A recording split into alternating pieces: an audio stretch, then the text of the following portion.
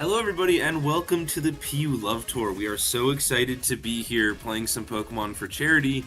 My name is MZ, I am joined by Mary, and we're going to have a very merry time this morning with some SVPU. Good morning, everyone. So if you have not seen all of the announcements we're posting everywhere, this is a live PU tournament you can join right now. Sign-ups are still pouring in. We are at about 78 people. We're probably going to crack 100, no problem. Maybe I could put those in the chats for the streams as well. Yeah, let me put those in both the chats if anyone has not been signing up. And the tournament should be starting in about 10 minutes or so, I think. And until then, we're going to hang out and watch this tiebreaker game of the PUCL tournament. Although I don't believe the streams are actually on the games yet. I'm just seeing the intro image still. I can see the game on the stream, right? Oh, that's right. We are going to be on, I forgot we're going to be on a delay so that there's no cheating in this tournament. So everything we do is going to be like slightly behind. What do you mean cheating? Like listening to our plays? Yeah, nobody's gonna be able to listen to the stream and see what's going on and like get an advantage in their tournament. So everything's on a 2-minute delay. So in another minute or so, the streams that people are watching are actually gonna turn into the PUC. Oh, the Samba. Does that mean this is over? Does that mean what's over? This game. So, Gondra just switches out and wins, right? Yeah. I'm guessing. Yeah, this is over. I mean, I don't know why okay. they just gave Michael the same team and thought like Michael's good. He can play very well. Yeah, I mean the thing is, Specs Forges was really good in this matchup. Well, no, I wouldn't say so because Arcanine. There's an Arcanine. It wasn't even Specs. It was Scarf because I tuned into this late. Yeah. So the Arcanine was tricked by the Forges early. Yeah, that was just I really don't know. Yeah, I feel like Gondra just had it on matchup. Mm-hmm. I do think that the Sableye matchup was kind of unfortunate. I guess maybe not, because Palmont was pretty scary into this team without a Sableye. Yeah, but you have Rocky Helmet Venusaur. I don't know, the matchup seems pretty bad for Michael all around, so I'm not too surprised by the result. Just good checks for everything. Like, I would have favored Michael if he walked in with a better team, but I really don't know about that one. Yeah. I mean, Gondra's been playing pretty well this season, so I'm really not surprised to see him convert this. But he had it in the bag with this Ambipom, because Terra Ice kind of fucks his shit up. Sure. Okay, let's see. God, it's so weird to now see the pictures. Yeah, because you're trying to look through the Twitch stream for that, right? I'm trying to watch the streams so I can see the chat. Like, I just see Shengineer posted, I'm smogging it, which, thank you. This is the type of contribution we're looking for. But it's really weird to look for that and be watching the chat and then see what we were looking at 2 minutes ago. This is gonna, like, really mess with my head. Oh, and you did link the stream. Okay, yeah. We're live on Smoke on You. Everything. We are almost at 100 signups. And one thing I want the Twitch stream to keep in mind, we aren't accepting any more donations for the prize pool, but we are still accepting donations for Doctors Without Borders. So if you want to make a donation to Doctors Without Borders now, then you can go ahead and do so. I'll link the thread to the original PU Love Tour signups, or not the signups, the donation thread. The donation thread. People can post it there or tell us in the chats. Please do. If you donate, we would like to celebrate that and shout out. This is for a good cause. We love playing PU. It's an amazing tier. We do it all the time, but sometimes we get to do it for stuff that's even better, and we want to celebrate that. Okay. I'm just trying to keep an eye on signups. This is exciting. Like, this is already bigger than last year's. We're almost at 100 signups. They're only going to be open for a couple more minutes, but there will be time for people to sub in just a bit as well. When you told me how many signups we had last year, I was really surprised, because I thought we had more than that. Just given off of the prize pool alone. I don't know if I trust Ming. Before we say anything, I'm going to double check the number that Ming said, because maybe he was just wrong about how many signups we got last year. Okay, PU Love Tour, won by Hiko. Okay, so you link the signups thread.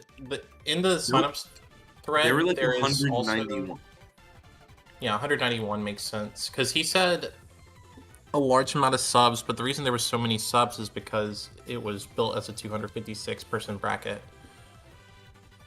Yes, but there was still, like, if you just look at the actual amount of posts for signups, like, a bunch of people dropped or deleted, but signups are going, like, to page 7 or 8.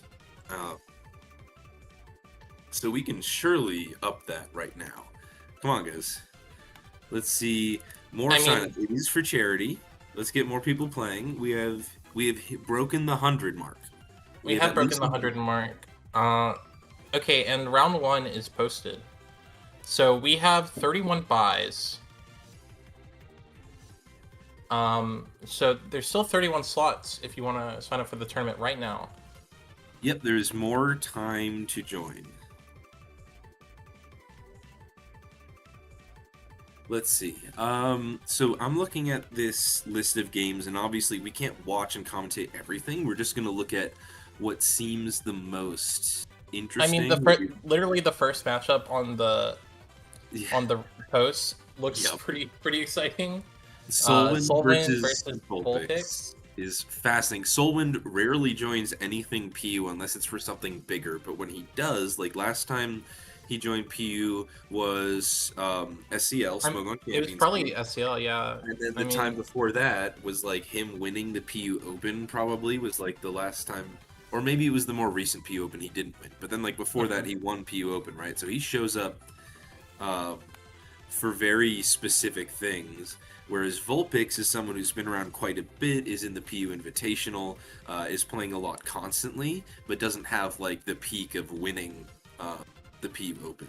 So that's fascinating. We also have Dugza versus Sugar Ovens. I'm just noticing. yeah, Dugza versus Sugar Ovens is probably the other highlight I see on here. There's a couple lesser highlights here. Like I would say, let me look a little bit more because I saw one and then I lost it. You already had the donation link. Oh yeah, here it is. Okay, because Michael is asking for it. I think he's also streaming the event because he does like. Yeah. So this is the thread. If you want the actual donation link, it's within the thread. So it's the first link. It's Doctors Without Borders, and it's hyperlinked in the P Love Tour thread. Yeah, but I guess he might be also streaming because he does a bunch of like VGC stuff, right? Yeah, he does a ton of BGC stuff. Yeah, he's like a top player there, so that would be fun if he's also streaming it. Get some more eyes on Smoke on singles, Yeah. especially with champions coming out and not having singles. No, I'm not salty about that. Why do you ask?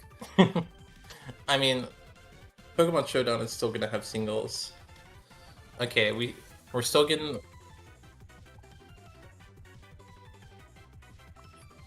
Sounds good. Thank you. Sounds good. Wait, which game is it on? Oh my god, I have to look at Discord and not our 2-minute delay. Okay, Franco versus Batty. Yeah, that was one of the highlights I saw, and then the other highlight I saw is probably Esteban versus Scarf Kricketune. There's a lot. Boof versus Doso is like a rematch from like seasonal top 8 or something too. There's a lot of funny things. But I'm totally fine to watch Franco versus Batty until we can get the Solwind game. Let me see this one. I mean, terrain's always funny to watch as well. The fact that we're using Grookey right now. Yeah. People who are not terribly familiar with PU and what's going on are like, why is there a Grookey next to all the rest of these things? And that's simple. Thwacky is not legal in PU. The fact is, grassy terrain is just so good and so relevant that Thwacky's getting suspected because it allows you to do to enable a bunch of like very powerful strategies using grassy seed, using unburdened. To clarify, it's getting suspected in NU, not PU. It's NU by usage right now. Thwacky is getting suspected in NU. As the lower tier, PU only gets access to Grookey. So this is a team that is built around using grassy terrain strategies. There are 2 unburdened Pokemon that are probably holding grassy seeds with Drifblim and Hitmonlee. You've got Delphox as well, which can run a grassy seed to boost defense and then like do agility and nasty plot and try to use that to set up. So that's usually what's happening here. Batty, on the other hand, looks to have a sticky web hyper offense team. That is usually why you would run Vikavolt in the first place. And that's kind of a weird matchup because Sticky Web is not going to stop Drifblim from boosting its speed, and a +1 Hitmonlee, if you count the Unburden versus the Sticky Web dropping again, is still probably going to be faster than everything and very, very deadly here. So a good matchup for Franco, I think, but it's very hard to know how such volatile teams are going to interact. Yeah, it's hard for me to say because I don't know whether Batty has a choice scarf for here. It doesn't seem like he should. Um, I also think that Franco's terrain team is built really weird. Like, I don't really understand why there's a Tatsugiri here. Um, I mean, it probably helps. What? Wait, why did he hard drift him into this? Well, who's gonna go for an electric move into Mudsdale? I mean, I mean, I he guess always so. Blimp should I be faster and take this out, like even before the Unburdened does anything. So like, I guess that's fine. It's kind of crazy. You're not wrong, but like, I see the logical through line there. I see the vision. It's Okay. just it's just insane to me. I hope Uh, viewers haven't gotten too attached to this one because Soulwind versus Vulpix is now live, and we should absolutely switch. Okay, that's fine. We can do that. I'm gonna have to I mean, step this off. game will be I'm gonna have to step off for 2 minutes. I severely apologize. I'll be back very soon. no worries. I'll commentate. This game should be over before the other one, anyways.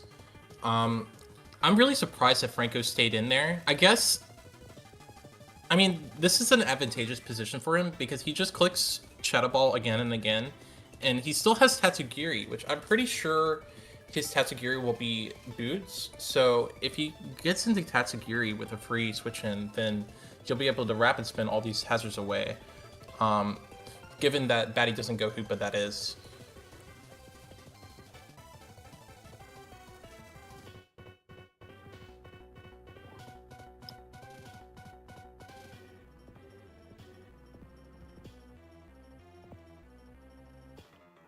Okay, the Vika Bolt's dead.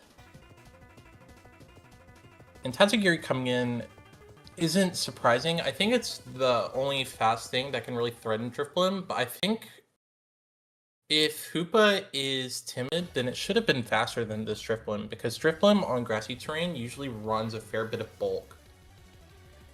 Okay, he's just giving up this Drifblim. This Drifblim is gonna die.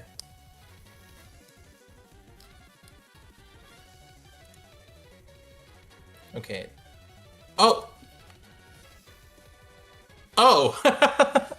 that's a incredibly funny interaction. So, Mudsdale has an eject pack, which in this case, whenever you use close combat, your stats drop, both your defense and special defense, and that will trigger the eject pack. Because what eject pack does is when your stats are lowered, you switch out. But since he switched into sticky web, his eject pack triggered instantly. And this Tatsugiri isn't. It both isn't Boots and it isn't Storm Drain.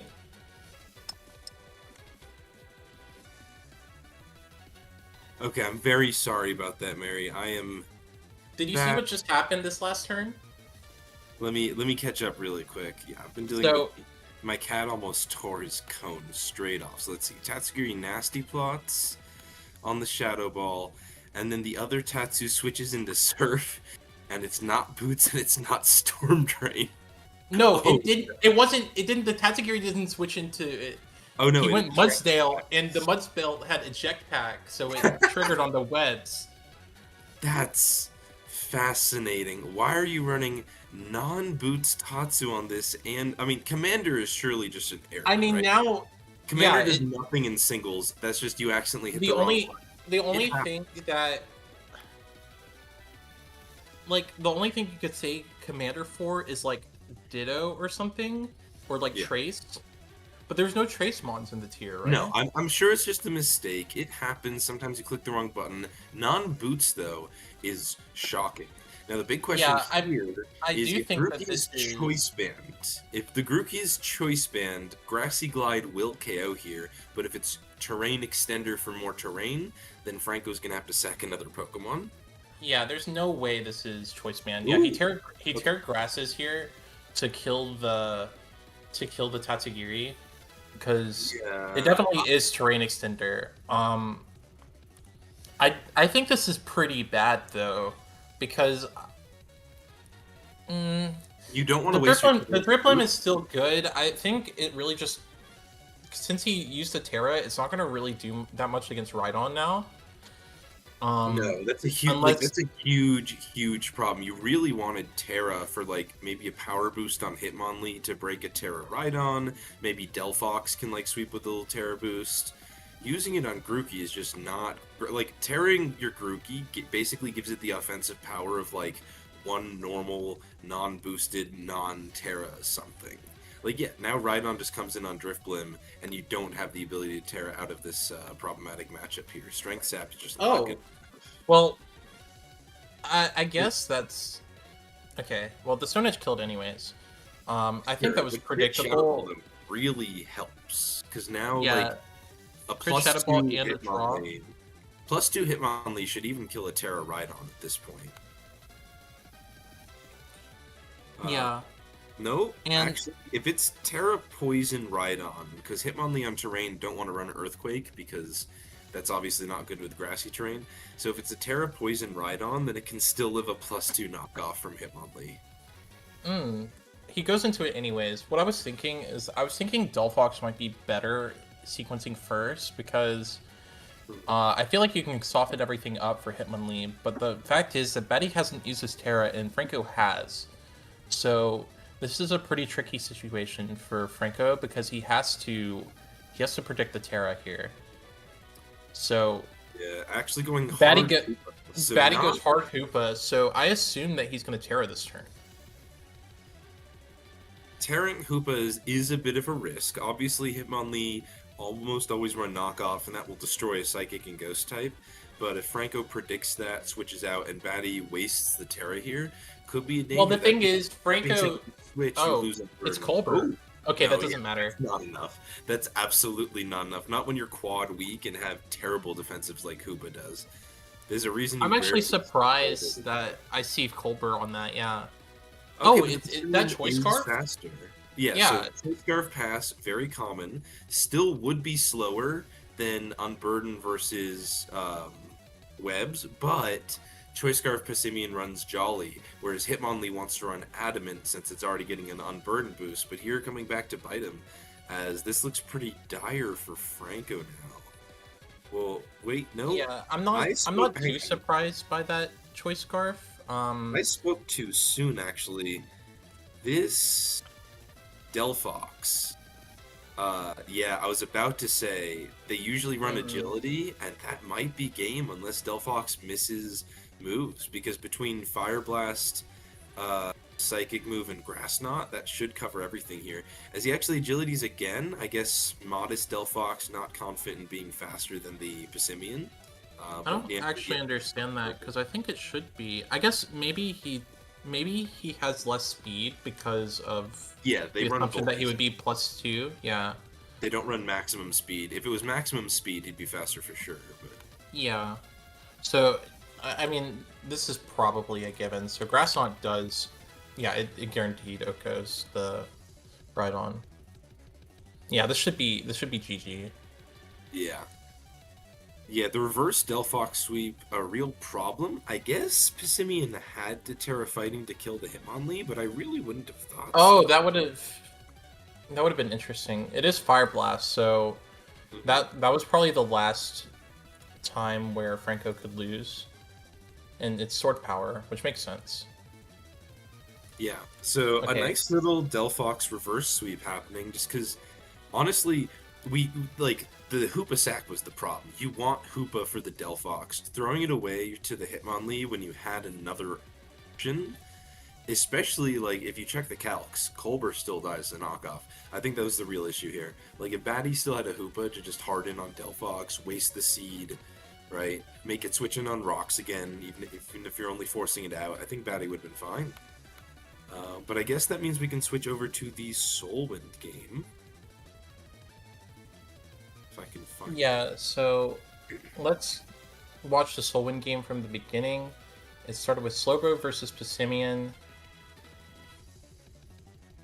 Yeah. So this is looking much more like new meta teams. Those are feeling like older ones.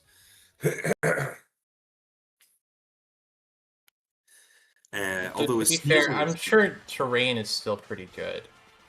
I'm sure I do terrain think is Hitmonlee is probably a little worse in this meta, but Yeah, I'm it's trying to probably think about it, and Driflin might be pretty good in this meta. okay. I'm watching Cramorant Terra stealing into Tatsu predicting that in surfing.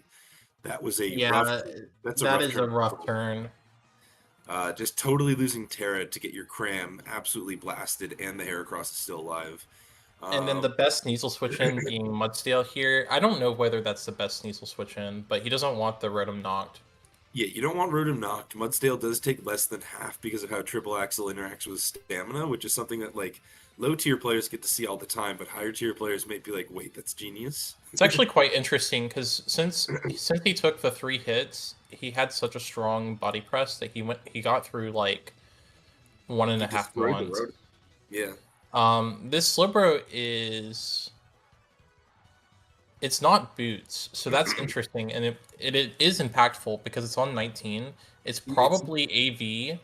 I don't know because the Psychic did so much from Vulpix, unless it's like a Specs Slowbro on Vulpix's side. Yeah, but if it was Specs Slowbro, I would have imagined it would have killed. So I don't know what it is. No, like a Specs Slowbro doing a Oh, Psychic and yeah, you Solwyn's mean AV Pix's? Yeah, Slowbro yeah. doing like 34, maybe.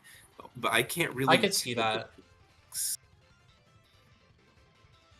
because yeah, if Solwyn's was Assault Vest, you just wouldn't expect it to have taken that much damage. I I know don't know. that I know that Asa built a I know that Asa built a Spec Slowbro team. I don't know whether this is the same team. Yeah, Gulch, nice try with the Metagross solid sound, but we cannot actually hear you right now. Oh wait, you can't hear me. Okay, now we can hear you. Our third caster has finally Hello. shown up, everybody. Yeah. Good morning, everyone.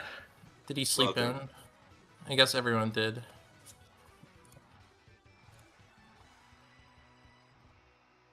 Everyone has to sleep in at some point. Okay.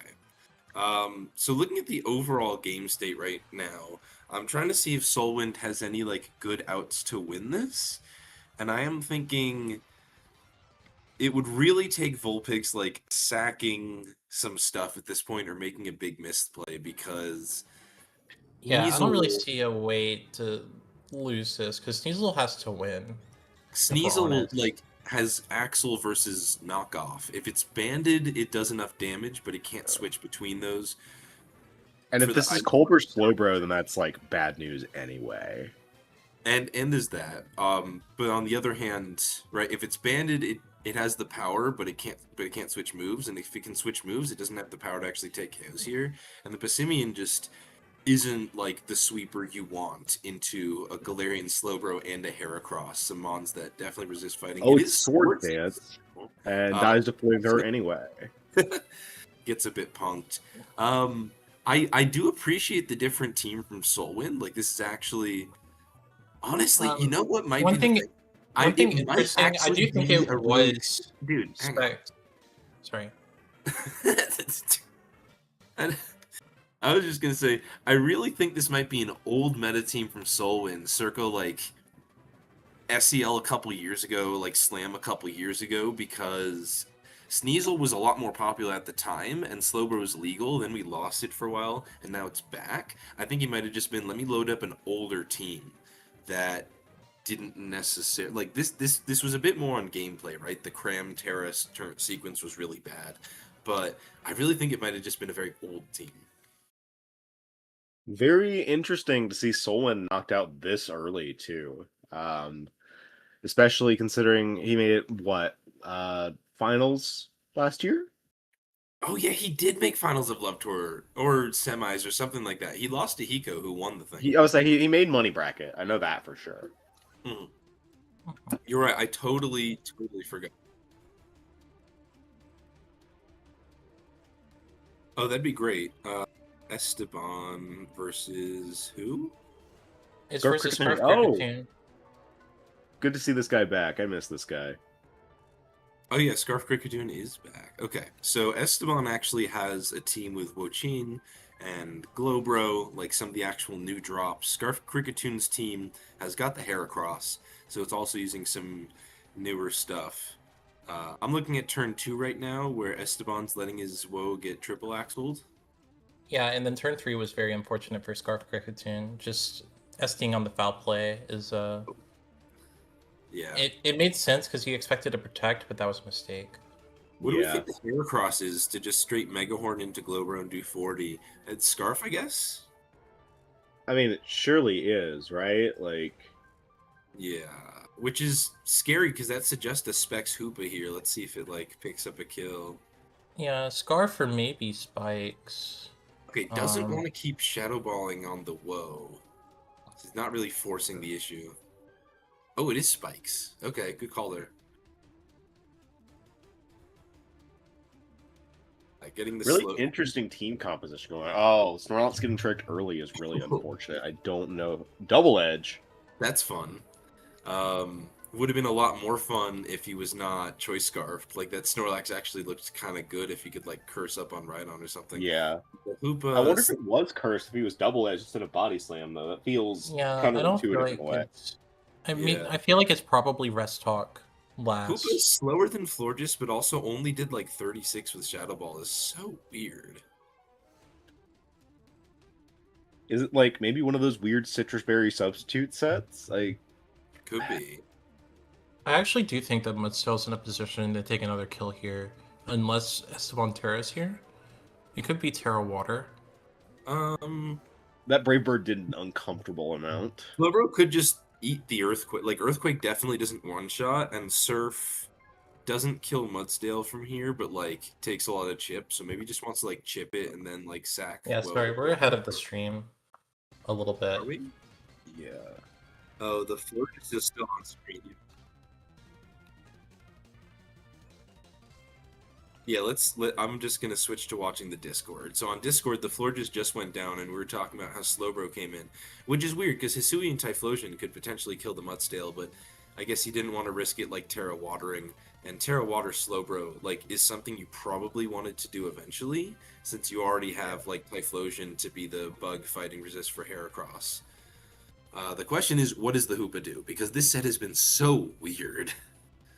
I was thinking Trick is probably your best play, but given that he Shadow Balls here, it's actually not bad damage. I think. I mean, he's seemingly not Psyshock either, because he would have clicked it then if he was. No, I think Shadow Ball actually might still do more even with +1 special defense. Because really, if it's a physically defensive Slowbro, I think Shadow Ball.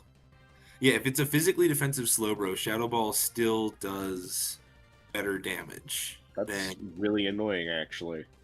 Yeah, it's not Citrus, it's not Specs, it's not Scarf. No items have done anything. It might just be like boots for attacks or something. I have no idea what this Hoopa... Because I'm half expecting, like, does it pull out Thunderbolt or Destiny Bond? But no, he just goes down. Like, what?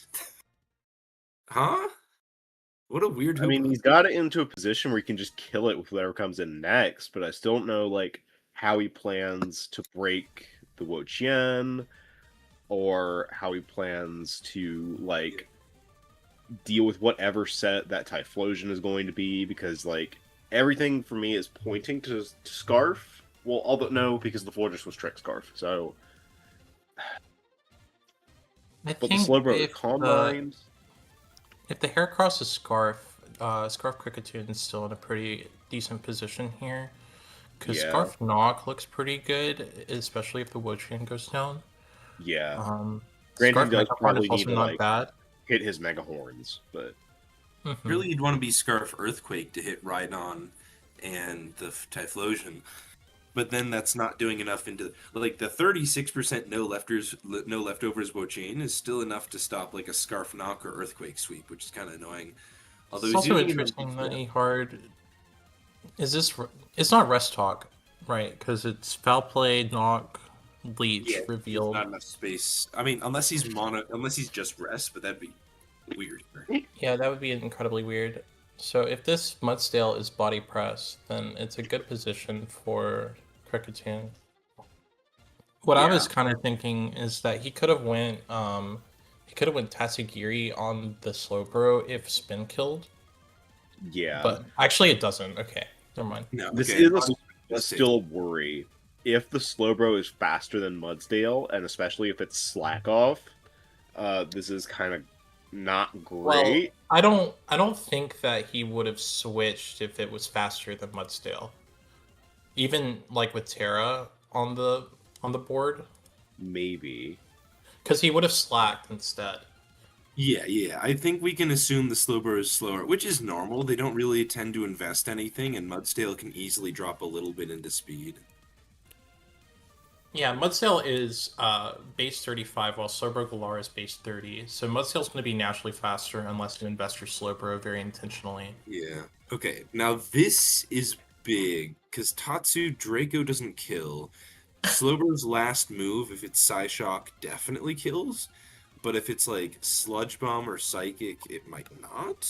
Yeah, So Sludge Bomb's a roll. do you try to invest for a nasty plot here, or do you just drop the Draco and accept that the Slowbro is going to just switch out and regenerate her again? I don't really think that, like, let's say it's Sludge Bomb. Okay. Okay. Yeah, okay. Draco and survives, and it's a leftover set It's too. leftovers. Now here's my thought. The win condition. Oh, it's Infernal Ooh, Parade. no. Okay. Infernal Parade is so bad. It, like the Yeah. fact that it's weaker than Hex, which apparently has actually been fixed in a buff in Champions to make it the same power. That's just so tough.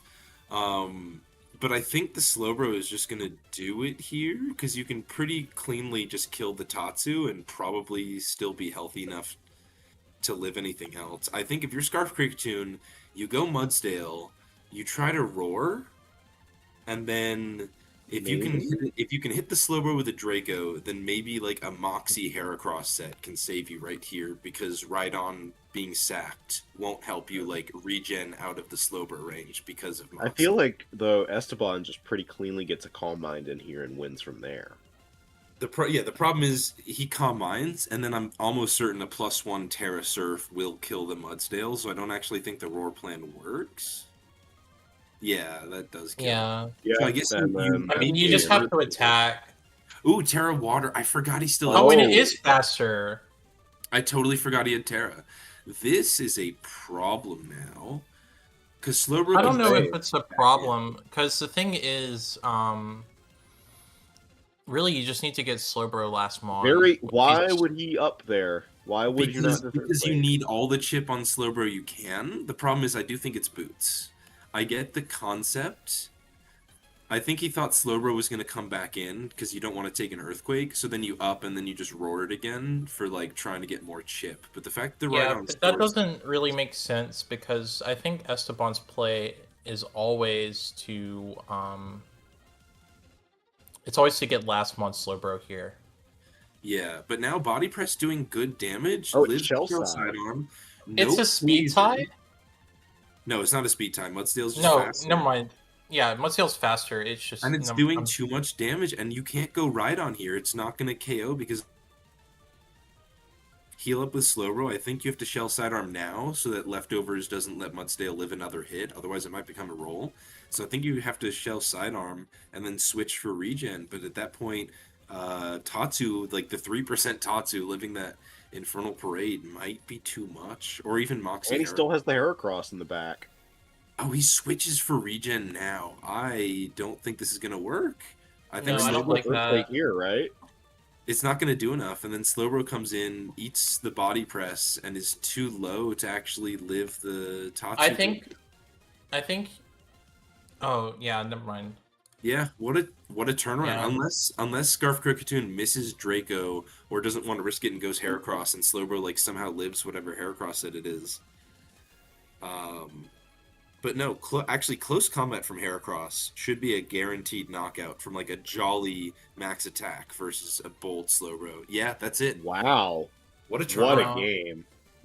Yeah, I really think that the misplay from Esteban was switching back into Slowbro. I think at that point you just have to commit to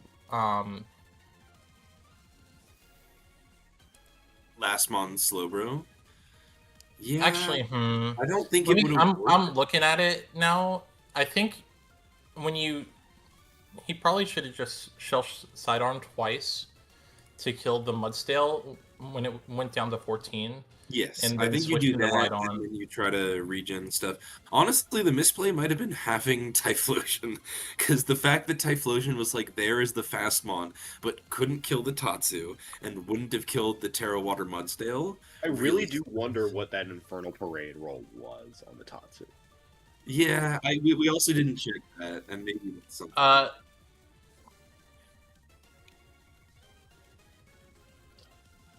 We can watch the lure game. Are you sure? Let me scroll through this really quick.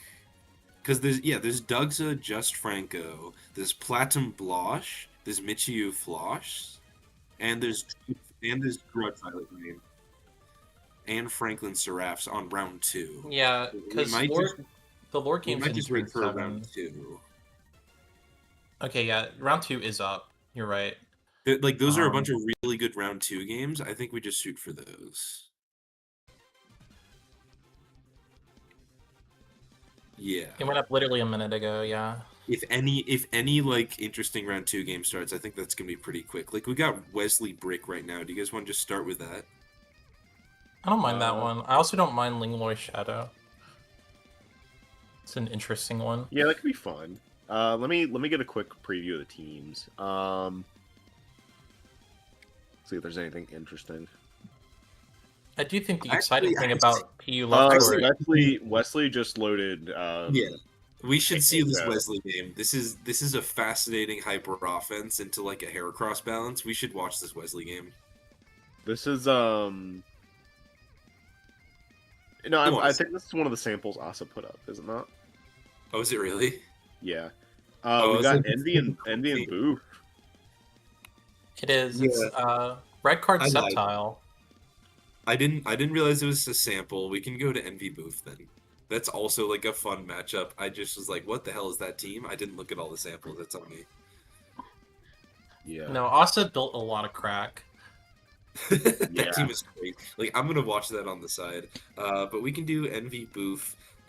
Platinum Blosh also started, so maybe we can jump to afterwards, like after Envy Booth. That's I played Blosh. Envy Booth is a great game. So this is a double Scrafty mirror. Only one side has a fairy, so I don't even know if Booth needs to Terra their Scrafty to win. Yeah, being able to save Terra could be really critical here because some kind of Terra Delphox might be very annoying. If it's just grass, then it'll like break its way straight through the Milo Mud's core. And if it's some other kind of Terra to mess with getting revenged by the Salazzle or the Rotom, that could also be really annoying.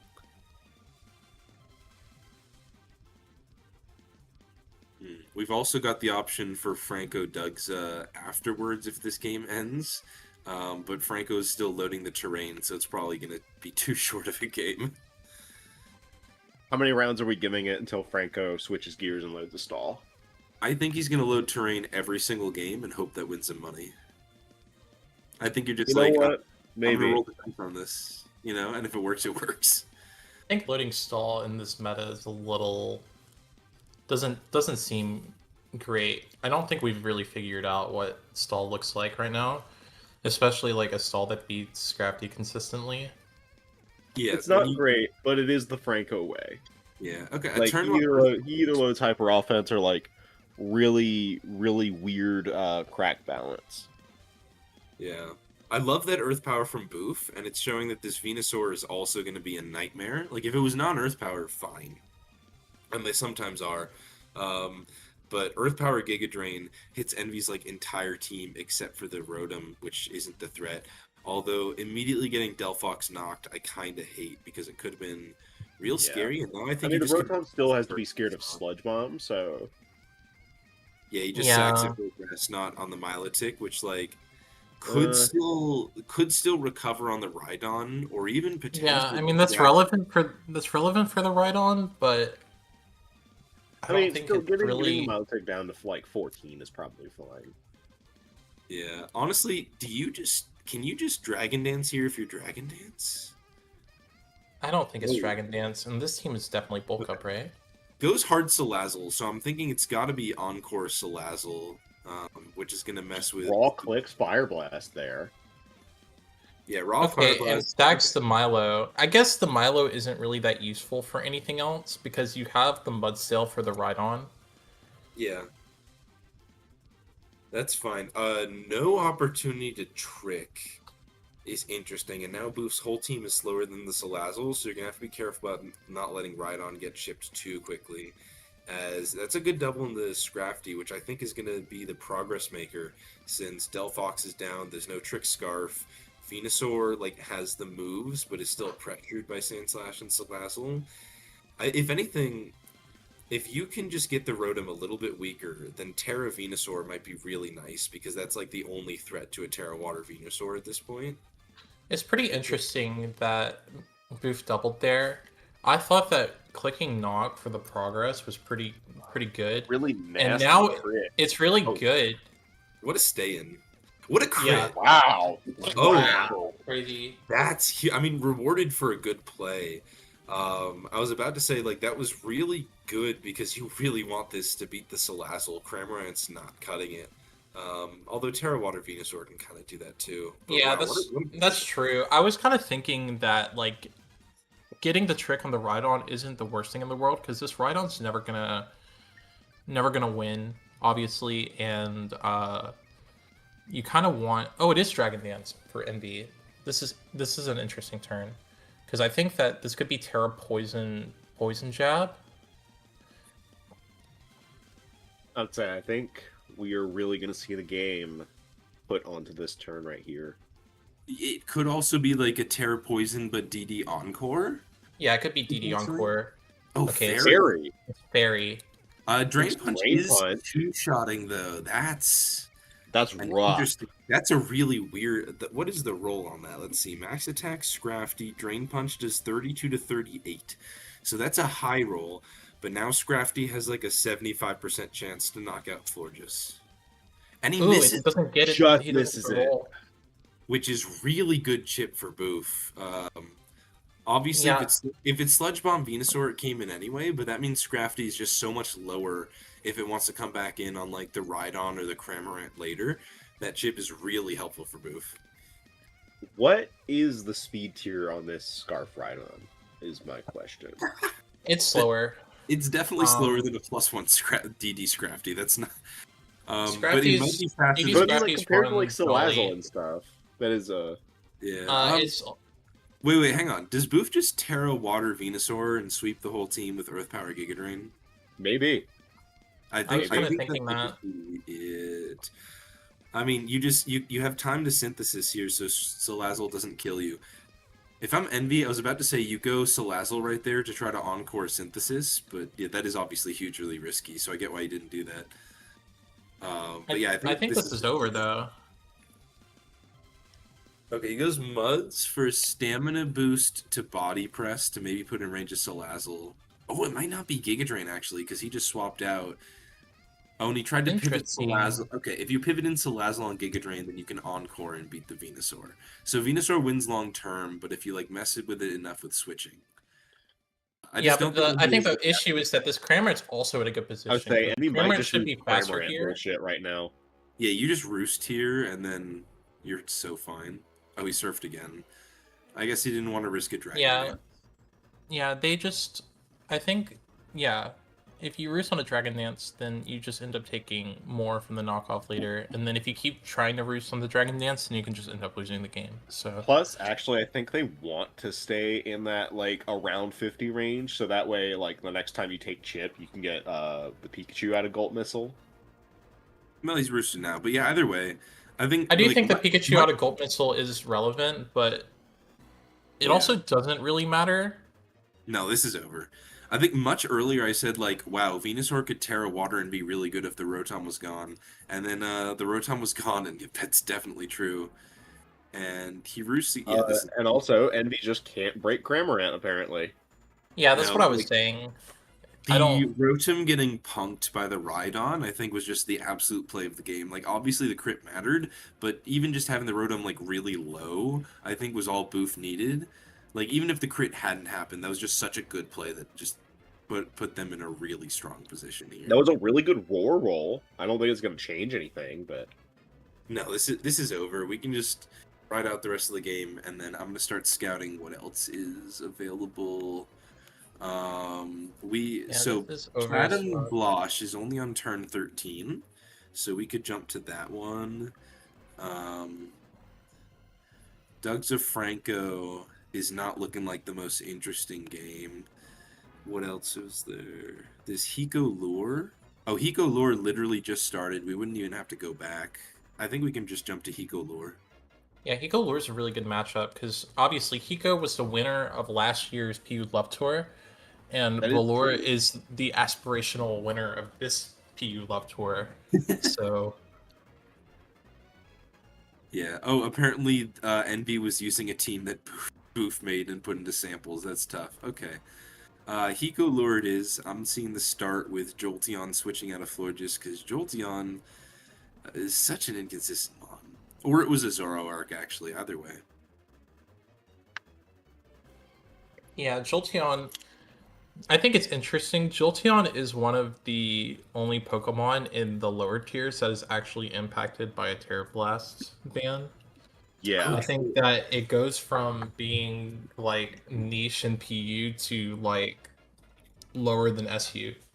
I don't know. You can still use Shadow Ball. You can still Terra Ghost Shadow Ball for the nice neutral coverage, and like that could be worse, you know, because the fact is right now, if it commits to Terra Blast Water or Ice, you're like missing out on stuff. So Shadow Ball is still relevant as like it hits everything except for like scrap. Terra Ghost also does let you be like kind of a jury rigged Palmot check.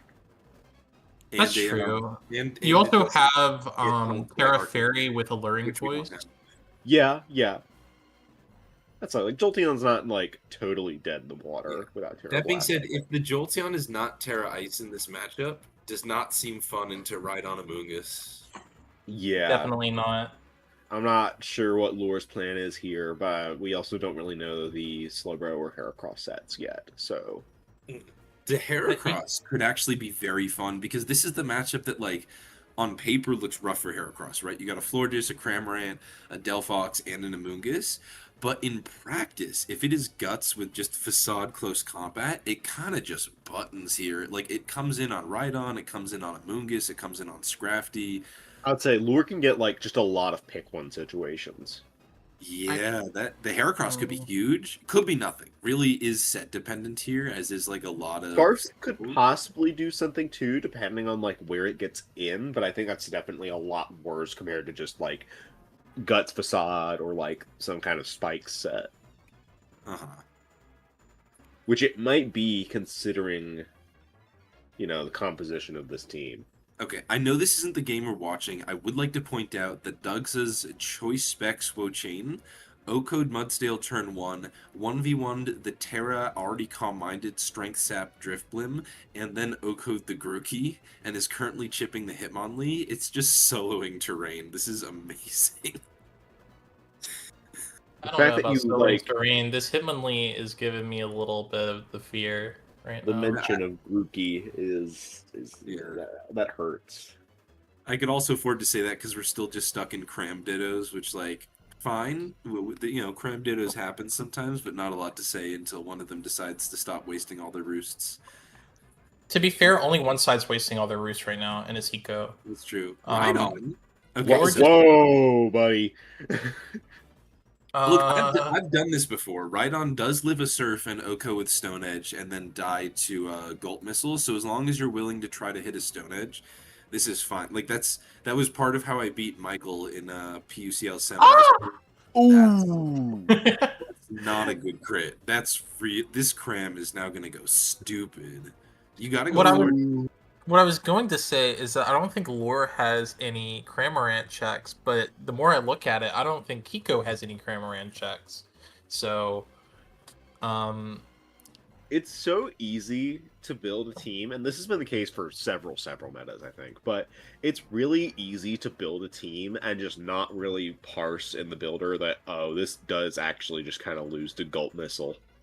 Yeah, Cramorant's just so weird. You can have, like, water resists, and you can have flying resists, and then not have Cram resists. And right now, like, yeah, Florges is all you can do. And if Lure, I wouldn't even hate investing Terra, which like I know would make Cram lose to Scrafty and Delphox if it's Terra Steel.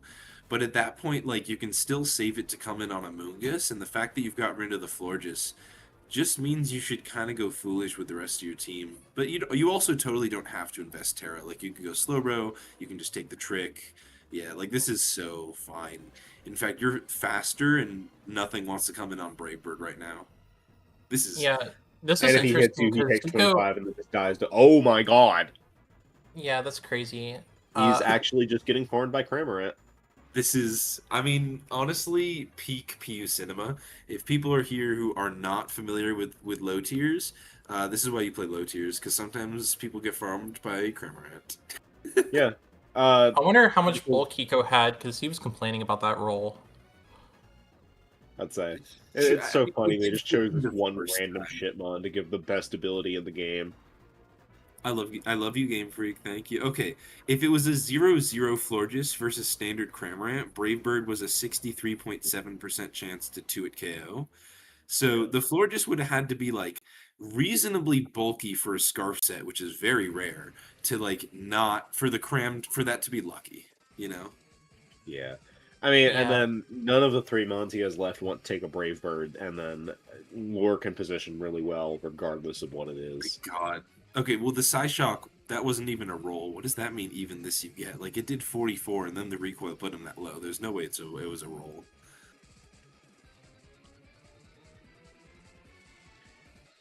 I mean, I guess, because, like, the other thing about Cram is, like, the bulk is so customizable that, like, you could never be quite sure.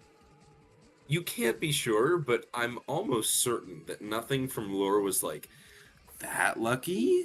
Like there were definitely some rolls, but nothing that was like, wow, you got the 4% survival. The only real luck. I mean, the for luck Cram was I the would- crit. Yeah, the Surf crit, like, on the Rhydon was pretty bad, but... That was also tough. That I was think that's that what was actually tilted Hiko.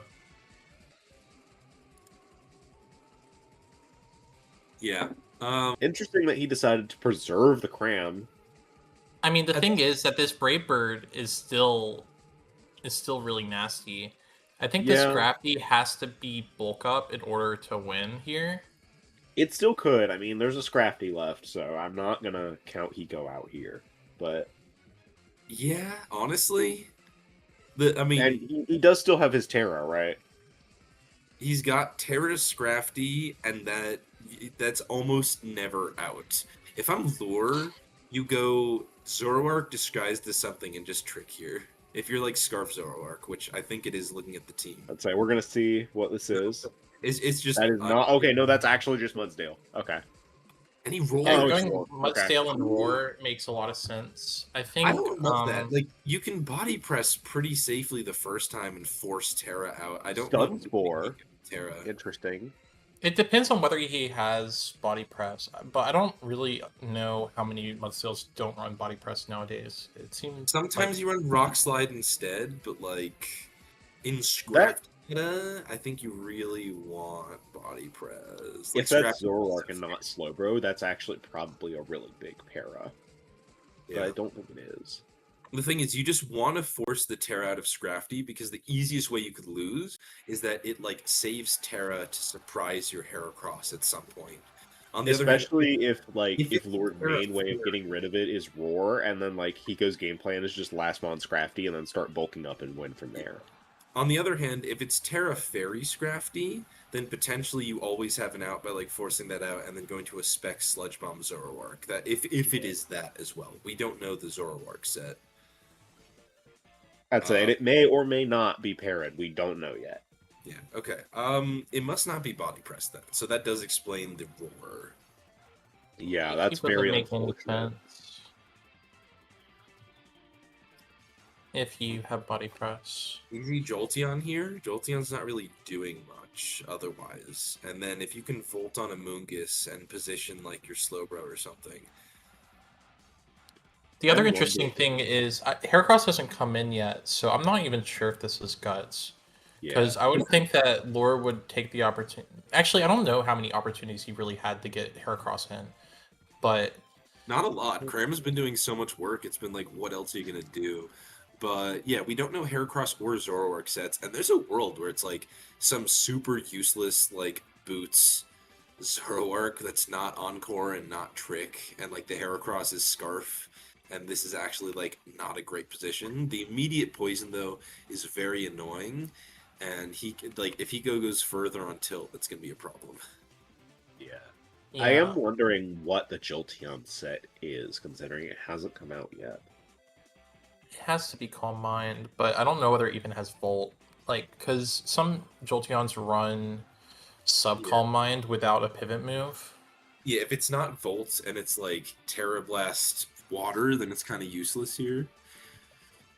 If it's Fairy Blast, then maybe like Amoonguss commits to Terra and then Jolteon just wins.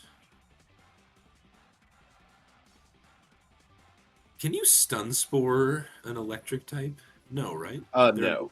Yeah, they're immune to Para. Okay. Yeah, here comes the Jolteon. Oh, there's the Trick Zoroark, and here's the he... Zoroark. Oh. Okay. It was Trick. I really feel like you should have saved that for the bulk up Scrafty, though. I know you'd be giving it a choice band, but then it can't rest, and you can just like go Say, crazy. but being disguised as Jolteon was like really unfortunate for lore there. Yeah, weird choice to not disguise as the Heracross, but I don't know. One thing I don't was know. Maybe thinking about his is that- plan was different at the start of the game, and then it, Yeah. Calm Mind Jolteon probably wins now, though, especially if it's Terra Fairy, then the Scrafty can't touch it.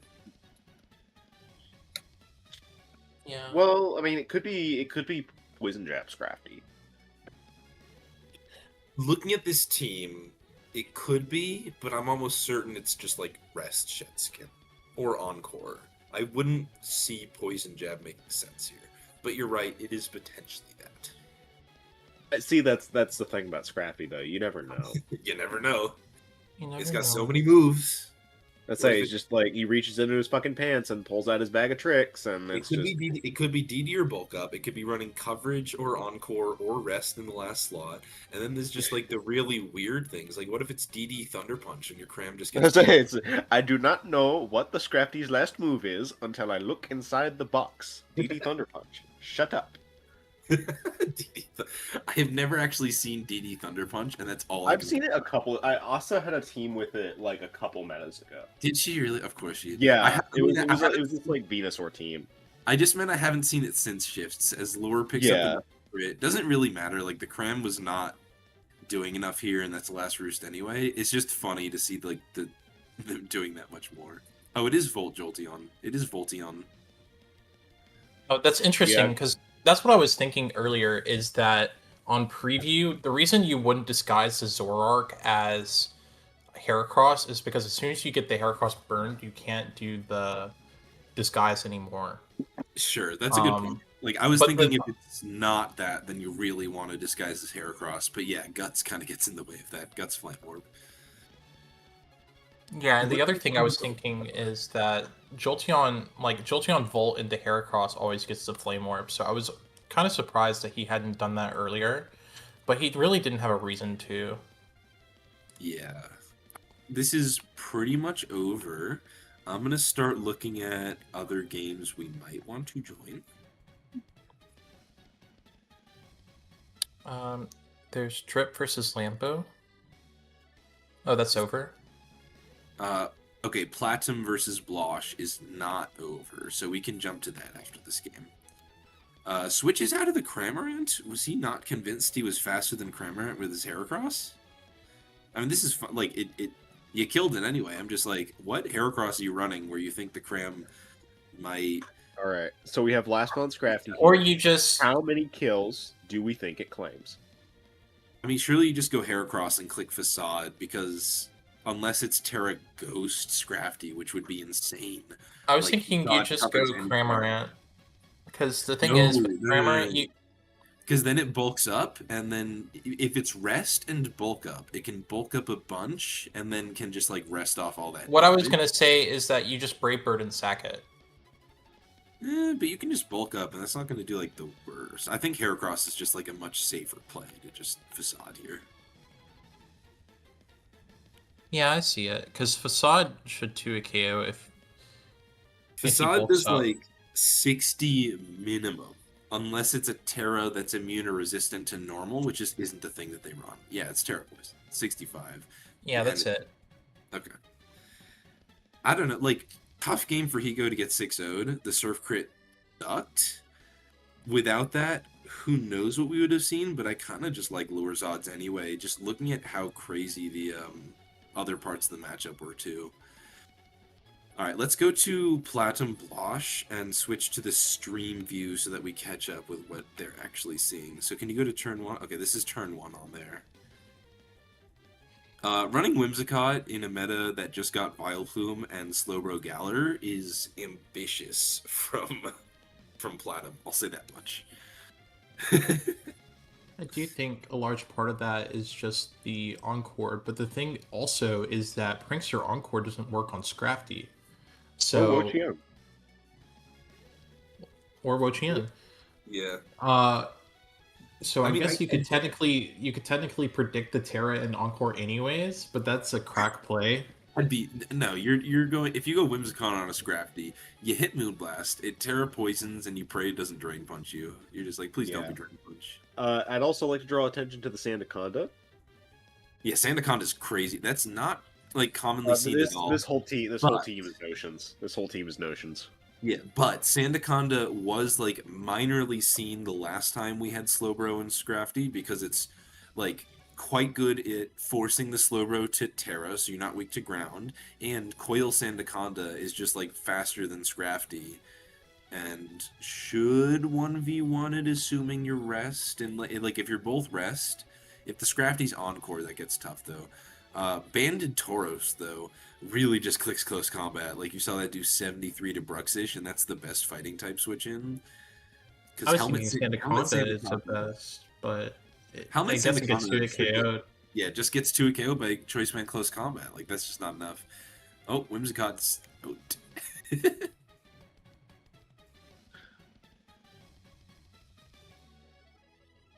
Yeah, this game seems like a wrap. I'm not even gonna front. Really? At this turn? Well, I've seen where it was going. When I got to actually check. Well, I didn't check, but I'm just looking at what's happening in front of my eyes, and I'm just like, I don't Look. really There's a Scrafty, there's a way.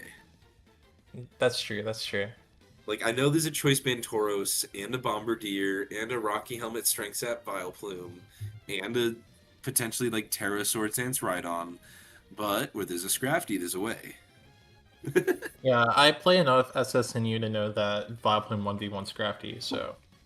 Are you sure about that? Especially if it's Encore. But if it's Encore, it's not rest. And there goes Okay, the yeah, that's fair. I mean, if it's Encore, that's we different, for sure. we have Lighthouse's VK that just started. I think we can finish. We're gonna finish this one out, yeah. All right. But then we can switch to that, and that's good. That's not that far in.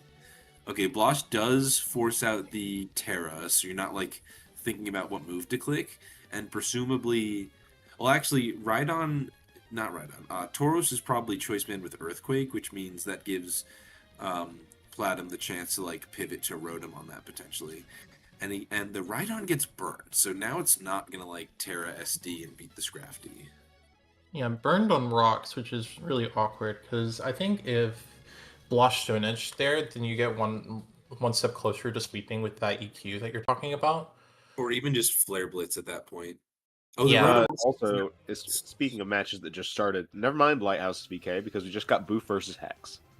Okay, yeah, we can jump to that after this for sure. Okay, Tauros picks up another kill, but it is locked into close combat, which is kind of the time for Scrafty to come in. And I believe this is about where I saw they were at when I was checking what games to watch. So I think you can just see what happens from here.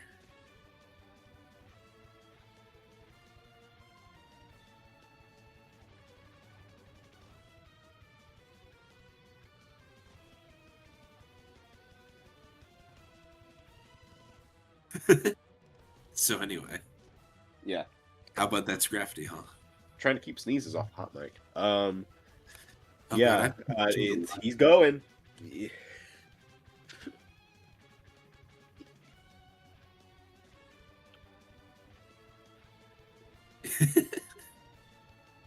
I love Scrafty. He's so cool and interactive.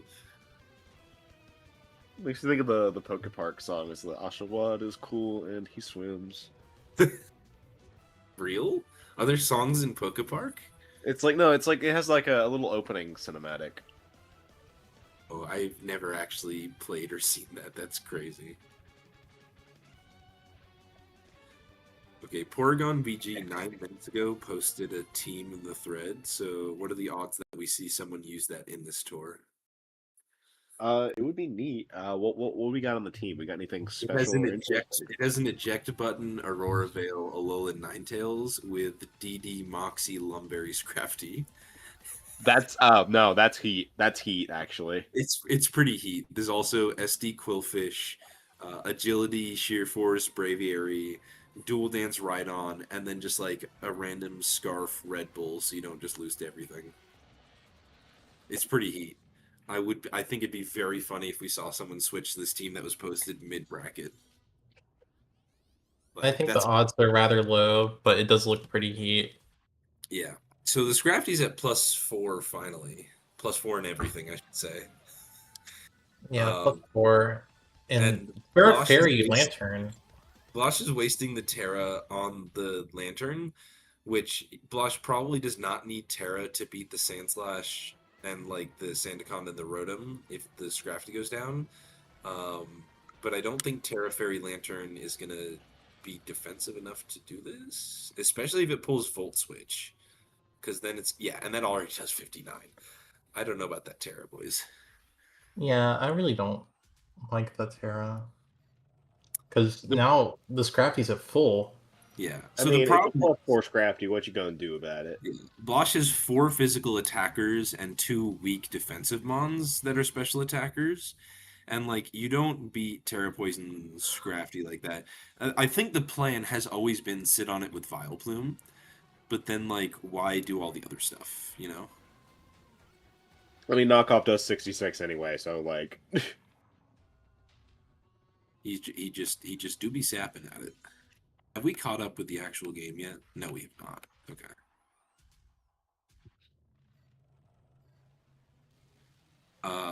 Michio and Strength Sap, Metallica.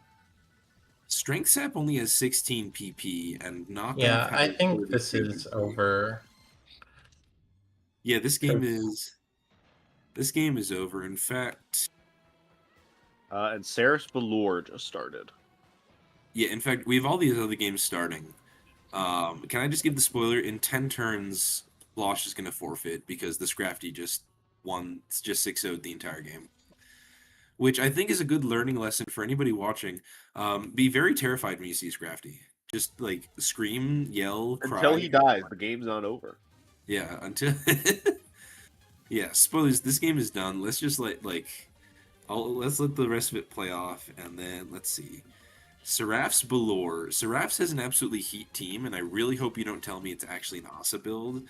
There's also Michiu Metallica, which is a very cool matchup, but much less interesting teams. Like they're I pretty. believe the Seraphs is an Asa build. Yes, Ah, I really? think that's one of hers. I 'Cause, haven't. I haven't looked through all the samples she posted, but it's so heat. I don't think. I mean, Yeah, it is. It is the same team, or at least the same six. It's a different order, but I assume it's just changed. Okay, I'm still down to watch it, especially like if people are watching the stream and not familiar with all the Asa posts.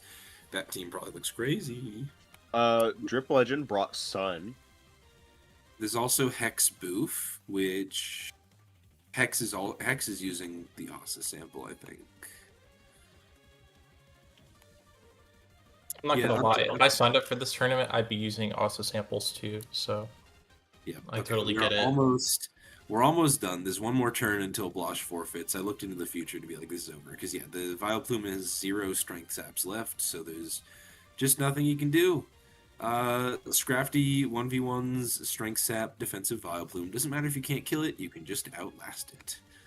Where do you guys want to go next? I'm thinking we have 3 good options in Hexboof, Seraph Spelure, and Michiu Metallica. But I think my vote is going to be Seraph Spelure. Yeah, I want to see. I want to see what the Farragraph do. Okay. It's only on turn 3, so we should catch up pretty quickly. Yeah, so here we go. Lead Frostless is also funny, just because spikes have kind of been devalued recently, and Frostless kind of only gets 1 against most teams. Even when like the only faster thing is Scarf Florges, that's like it. But we're all caught up. I do think that other than teams that have like boot spam, like spikes are probably better in this meta than they were in the past meta. It's good against Crafty, for example. It's good against Slowbro if it's not boots. Wochain is It's good often against Wochain. rovers and not boots. Vileplume is often like helmet and not boots. Yeah, so I feel like there's a surprising amount of targets, but I do think that in general, um, it's just not it's not the best thing you can be doing in terms of hazards, but it makes sense for a suicide lead. It's just annoying that you don't get many spikes. And lure, okay, I was just thinking, like, what do you switch into Salazzle? And turned out the answer is nothing, which is. That was a very fortunate Moonblast drop, but I don't know if it's going to be enough to help. Because, like, you could have just gone hard Cramorant, lived any +2 hit, and surfed, and, like, unless Salazzle Terra Grasses, you're fine there. And if it does Terra Grass, Florges prevents after. And, like, what are you saving Cram for here? Because presumably the Slowbro is how you're beating Hisuian Decidui. Deciduan Decidui. Yeah, this is interesting because the one thing that Balord did here is he broke Slazzle's Sash, which spoilers, the Slazzle is Sash. So that is impactful. Oh, that's But why he's Seraph's should be able to just nasty plot again here. I don't see the downside. I mean, maybe on the Palma, but like no, because Palma isn't Choice Scarf, so Yeah, the Florges what is does he Choice do? Scarf. So at best, if you switch Florges out and come back into Psychic Noise, that's doing that should kill. But if Salazzle Terras, then Psychic Noise is doing less than 50. So you somehow have to chip Salazzle into that range. Because otherwise, with another nasty plot, it might just kill everything unless like Lure gets some good Terra. Like maybe you go Cram and Terra Steel on a Sludge Bomb or something.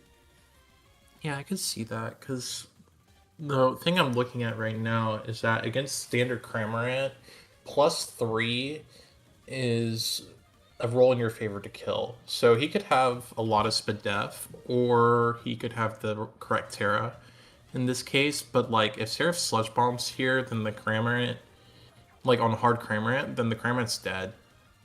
Going Palo makes sense. Actually, Well, look, Frostlass died for 1 spike, right? So in theory, you can like lose something to the Salazzle, but there is I was about to say there's the potential for just like using the Terra here, and that's gonna do it for the Lazzle, which might have been the biggest threat. Like on paper, you kind of cover everything else with your Mons. The question is just like, what if it's Terra Decidui and beats the Slowbro and the Florges? Or what if it's like Terra Megahorn Rhydon and beats the Wochain or something? But otherwise, Lure kind of looks like he's in a good position because he managed to get that right. Like if Lazzle Terra Grassed, terrifying. But I think you're okay now. yeah, I think the thing is that I wouldn't say that Lure is like incredibly up because against offense loves having their Terra when you don't. Because they're able to pick their options a lot more. Like for example, this Farigiraf loves having Terra. I'm pretty sure it's probably Terra Fairy. This Really? Decidueye loves having Terra. Is it the Asa sample has Terra Fairy? Because Terra Fire is the most common for Giraffe Terra. Let me Or at check least has been. let me actually check what the sample has because In previous metas, Giraffe is usually Nasty Plot and Trick Room, and it can run Terra Blast for its normal stab attack, and then like Terra Fire is the best coverage because then when you Terra, you like retain the same amount of stab. the sample is Fairy, and then the Decidueye is Terra Ghost. Oh, yeah, Ooh, we spent a lot of time in SCL trying to make OTR for Ig work. Another SD, and it does KO the Florges, which is quite This is important. looking grim for lore. Yeah, the No, thing you can about just this get Cram. Decidueye is that it is spell tag. Yeah, is it Leaf Blade though? Because unless it's Leaf Blade, Cramorant should come in and chew the hit. Or you go actually. The scary part is if you triple arrows, you've got a chance to. You've got the I was boosted. just say it's triple arrows. There's a way. I Yeah, need to see. it's not Leaf Blade, but it is Shadow Claw. Oh, Shadowclaw kills then. Yeah, this is this over? I think it is, even with the Terra Dragon Palisand. I Well, the don't thing think. is, I don't know, like surf into this Decidueye. It Let me depends on check because how if fast are the Decidueye, because if it's faster than Cram, which it totally can be, this is over. I I was mean, say because it's max surely adamant. Palma. It depends on the speed on Lore's Cramorant more than anything. Because if he's not running any speed on it, then it is slower. I say Yeah, I think surely the Palmot does not live a Shadow Sneak. Surely okay. not. Not Standard Paragus Cramorant, like your standard 16 speed Cramorant, is that faster? Oh, and he double switches, so It that's is not not. confidence. Standard 16 speed is 210. Yeah, that's So this not Cramorant is faster. not faster. Nope, he scouted the Shadow Claw. He got some helmet, but I don't think it matters. I think this is just going to be a big Decidueye. Yep, there he goes. Yeah, and this is what I was talking about with burning your opponent's Terra early. It really opens these situations where you can just win off of the right Terra, and this Yeah. Decidueye is nasty. My thought was like, Decidueye can't really get two Swords Dances if Lure just hards Cramorant. The problem was that Lure went hard Florges, which let him get the Terra Ghost second SD, and then that was literally it. You needed absolutely nothing else to win this game. But like Cram might not have done it because if you go Cram, I guess you surf on the second SD, but then it still lives the hit and kills you. I don't know if Lure had a play aside from just not using Terra earlier. Yeah, I don't really think there was a play. Um, Or being like happening to be Kasib Berry Slowbro or something. because the thing is, what like let's say go back to where the Salazzle is setting up. If he goes hard Cramorant on the nasty plot and surfs, then I Yeah. think it's better odds for him because he doesn't have to Terra for the Salazzle because the Gold Missile will knock it out. Yeah, it really might have just been as far back as staying into Moonblast. Like, yes, you want to waste the sash, but that's also kind of the whole point of Cramorant's stupid Gulp Missile.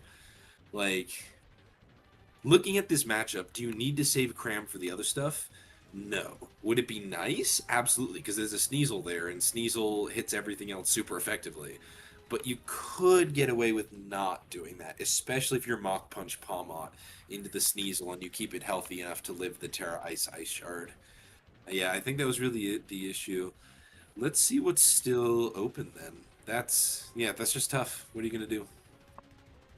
Uh, Yeah, this team by Asa is crazy. Okay, Paisa is using the team that Porygon BG posted. He's using that hyper offense team that I was telling you guys about. So if you want to jump to Paisa Engineer, but obviously if there's like another bigger name one, then maybe there's that. But I think most games are, yeah, I think like every other game is over by now. I Drip, mean, it looks to yeah, me Drip like the lost with the Scrappy side is is winning. bad. So Yeah, Spoilers. yeah, this game is actually based. What? why did he The switch? Scrafty was winning and he switched. Okay, we should go back to the start of this game. So the start of this game, Frostlass gets spikes as Ninetales tries to attack. It gets more spikes. What a weird start to that game. Like strange. Going to the Scarf Tauros and doing nothing. All the hazards are up. From lore in the chat in the Saris game, I've messed this up greatly. That's so lame. I'm sorry, my friend. Okay. Oh, Braviary lives a knockoff from Scrafty. I guess if it's zero attack Scrafty, it's not that surprising. Um, but Ambipom, yeah, should just hit it there. Nobody's running Terra Ghost on the Braviaries. I think Tauros is probably just going to sack itself to force this out so you can get another setup opportunity. Like, yeah, it's just going to blitz twice and die, I assume, here.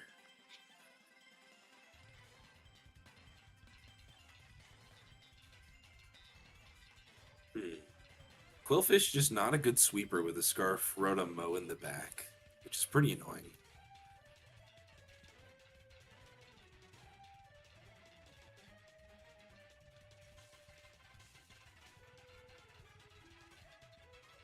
And really interestingly, opts to freeze dry instead of trying to pivot something else in, but pulls the freeze. Like, I don't know if I would made the freeze dry play, but it absolutely worked there. Let's watch this Mudsdale die at 39. Yep, because it's DD and it's not bulked up.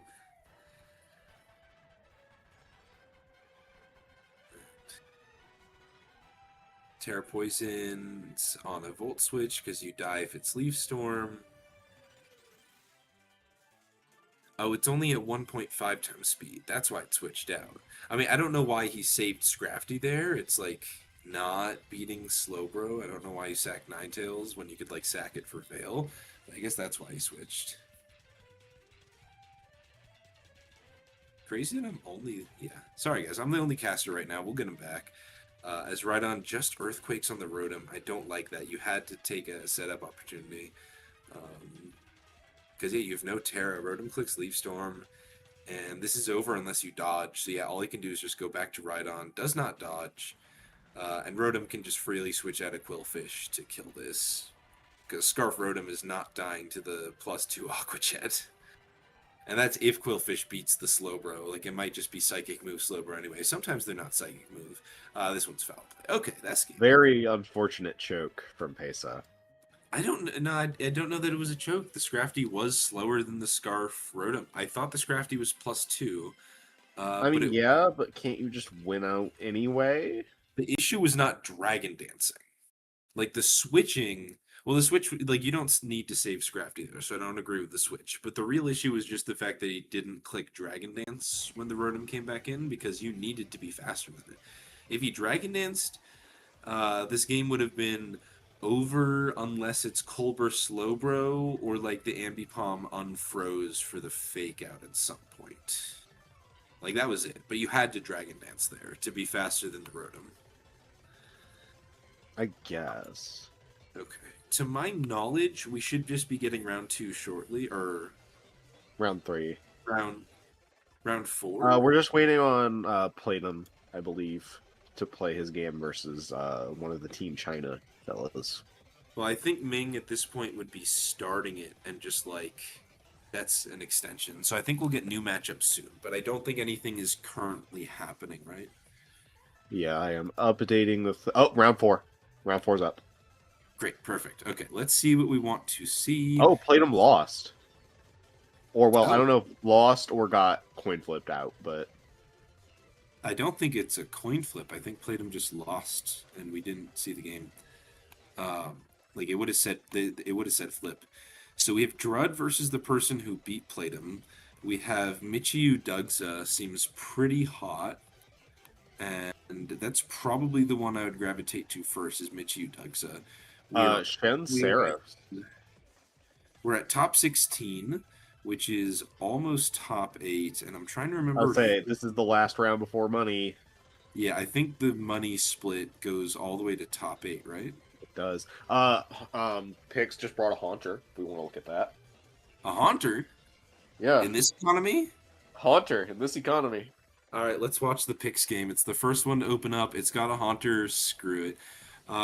Which is fun. Like, Haunter has a good matchup into Vileplume because Sludge Bomb Giga Drain doesn't really touch it, and Strength Stat barely heals off the attack stat.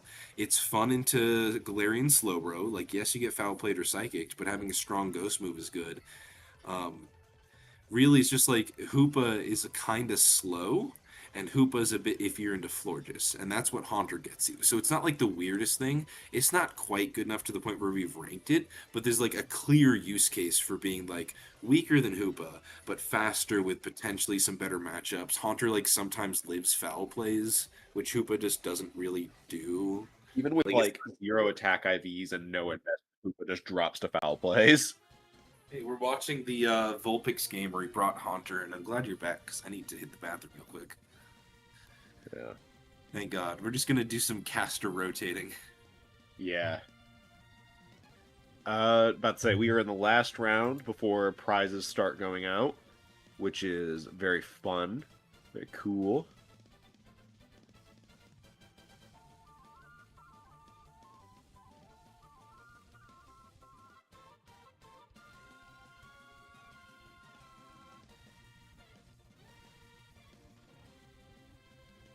Immediate burn on the Scrafty is very unfortunate.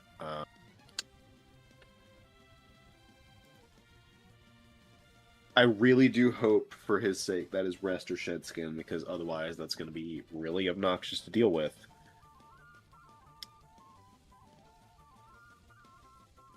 Although, it is kind of unfortunate for Pix in general. I don't think he really has a way to break the Milotic here.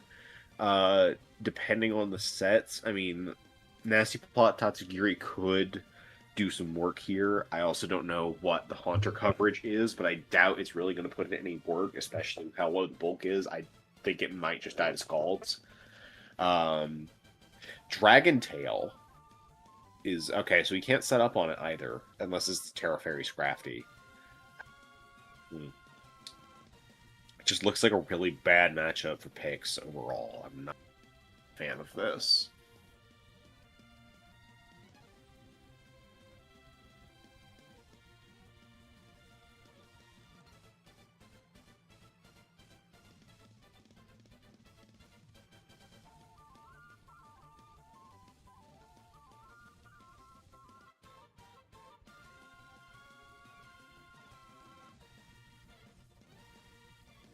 Welcome back. Let's say I was just talking earlier about I don't really know what Pix's plan is here for breaking the Milotic. You know, I can see this monster being Black Sludge Trick. Sure, I mean, maybe. I mean, who knows what the Haunter is? That would be funny, but that's not what I expect. Oof. Body pressing into the Rotom as it nasty plots. Not ideal. Okay, yeah, that's rough. Unless you're Endeavor right now, and even then, like, Rotom can pain split later. I feel like it's of note, by the way, that I should mention. The Scrafty was also immediately burned by Milotic Scald, which does put Pix in a really gross situation. And it revealed Dragon Tail, so unless this is Terra Fairy, he can't set up on it. Yeah, I mean, hope... In theory, Scrafty's gonna want, like, a couple bulk ups, and hopefully that's enough time to, shed skin off the burn, but we'll see.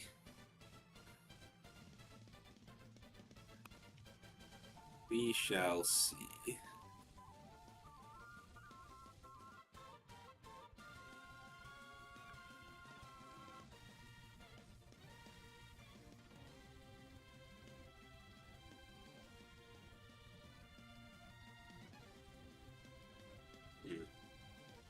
What do we think? Pix is just thinking a bunch. Like, what do you think you go on the Bruxish here? If you go that's the thing. I think he's just been like put into so many lose-lose situations in this game already, and we're only on turn 8. Yeah, the pivots here just aren't great. Okay, Haunter double to Scrafty, but Whoa, okay, and the Shedskin proc. Let's go. Okay. Ruby Blood just like wasn't bothering with any nonsense. It's like, maybe that's well. Wait, Scarf Haunter would be slower than Bruxish anyway. No, it wouldn't. No, Scarf Haunter would be faster. Oh yeah, Scarf Haunter would be slower than Scarf Bruxish, but... No, Scarf Haunter would be faster than Scarf Bruxish. Is it? Haunter. Oh, wait, yeah, no. Bruxish is 284. My bad. Yeah. I think Pix was trying to, like, bait... Pix was either trying to bait the Sand Slash or bait Psychic Fangs with the Scrafty double. I But yeah, still it is, don't know it what is he fair. does to this Milotic. It's just a really unfortunate position. The Scrafty gets burned again and just gets Dragon Tailed out on the setup. And there's really not much you can do about it. Yeah, when you have Scrafty and Tatsugiri, but the Milotic is Dragon Tail as opposed to the more common Haze, that's not fun.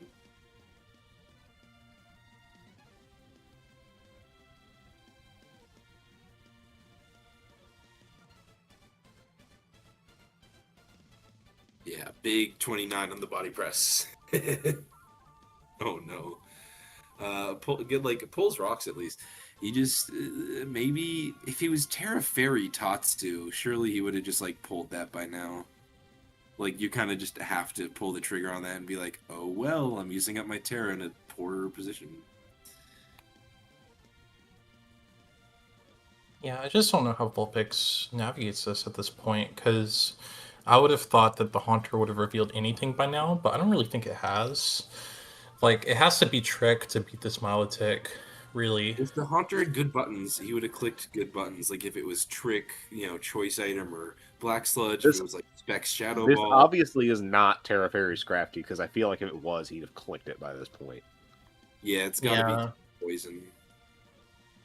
I mean, the thing that I'm looking at this point is that last one, Scrafty could do it. Interesting. Heal Block from Psychic Noise does block Pain Split, right? It does not, No, actually. Oh, it doesn't. Pain Split is very unique and special. It's like basically the only way to heal. It's not blocked for no reason. Okay, so Pain Split is God's special boy. So Yeah.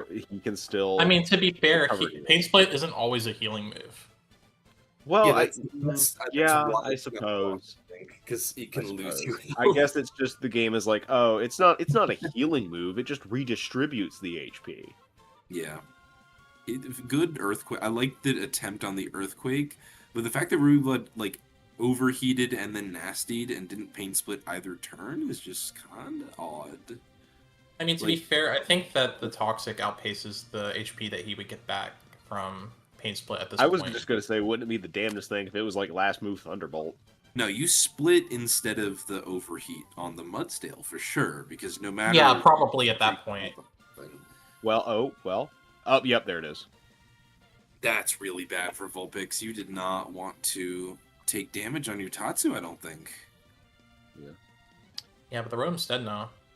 Yeah. Well, Tatsu Small kind of... victories, I suppose. I guess Tatsu died to most things anyway. I was just like, this. I can really see an outcome where you want it to live like a Hoopa Shadow Ball, but I guess you have enough outs, and maybe he's just thinking like having nothing dead is more advantageous. Although Mudstale wouldn't have died, but he probably just predicted overheat and got splitted for that, which is fair. But it's not the worst outcome. Like you can manage without the Tatsu health. I mean, that's definitely what happened. He just predicted an overheat and switched into Tatsu. I think it's a little unfortunate because you also would have liked to live a Milotic Dragon Tail, but I think ideally you want to get in a position where +2 just kills. There's no way Milotic Dragon Tail does 53 to Tatsu. It's not dead. Yeah. Dragon Tail is a 2-shot now, as opposed to like the 3-shots. You take less tails, but... Okay, and he does get the pivot correct on the Bruxish. That's really big. Like, you have the 2 immunities, but if you get called out... I mean, I don't, like, surely nothing is preventing picks from just clicking Draco, right? Yeah. Ooh, I really would have surfed. Because Surf is going to 2-shot the Milotic anyway. And imagine if he just lets the Tatsu go. Imagine if the Sandslash got 2-shot there. Like, imagine how much better Vulpix would be. Why Draco and not Surf? I don't know. I mean, I guess Haunter comes in now, but, like... Yeah. On the other, it is looking like Scarf Haunter, which is only really checked by Rhydon at this point, or using Terra on Hoopa.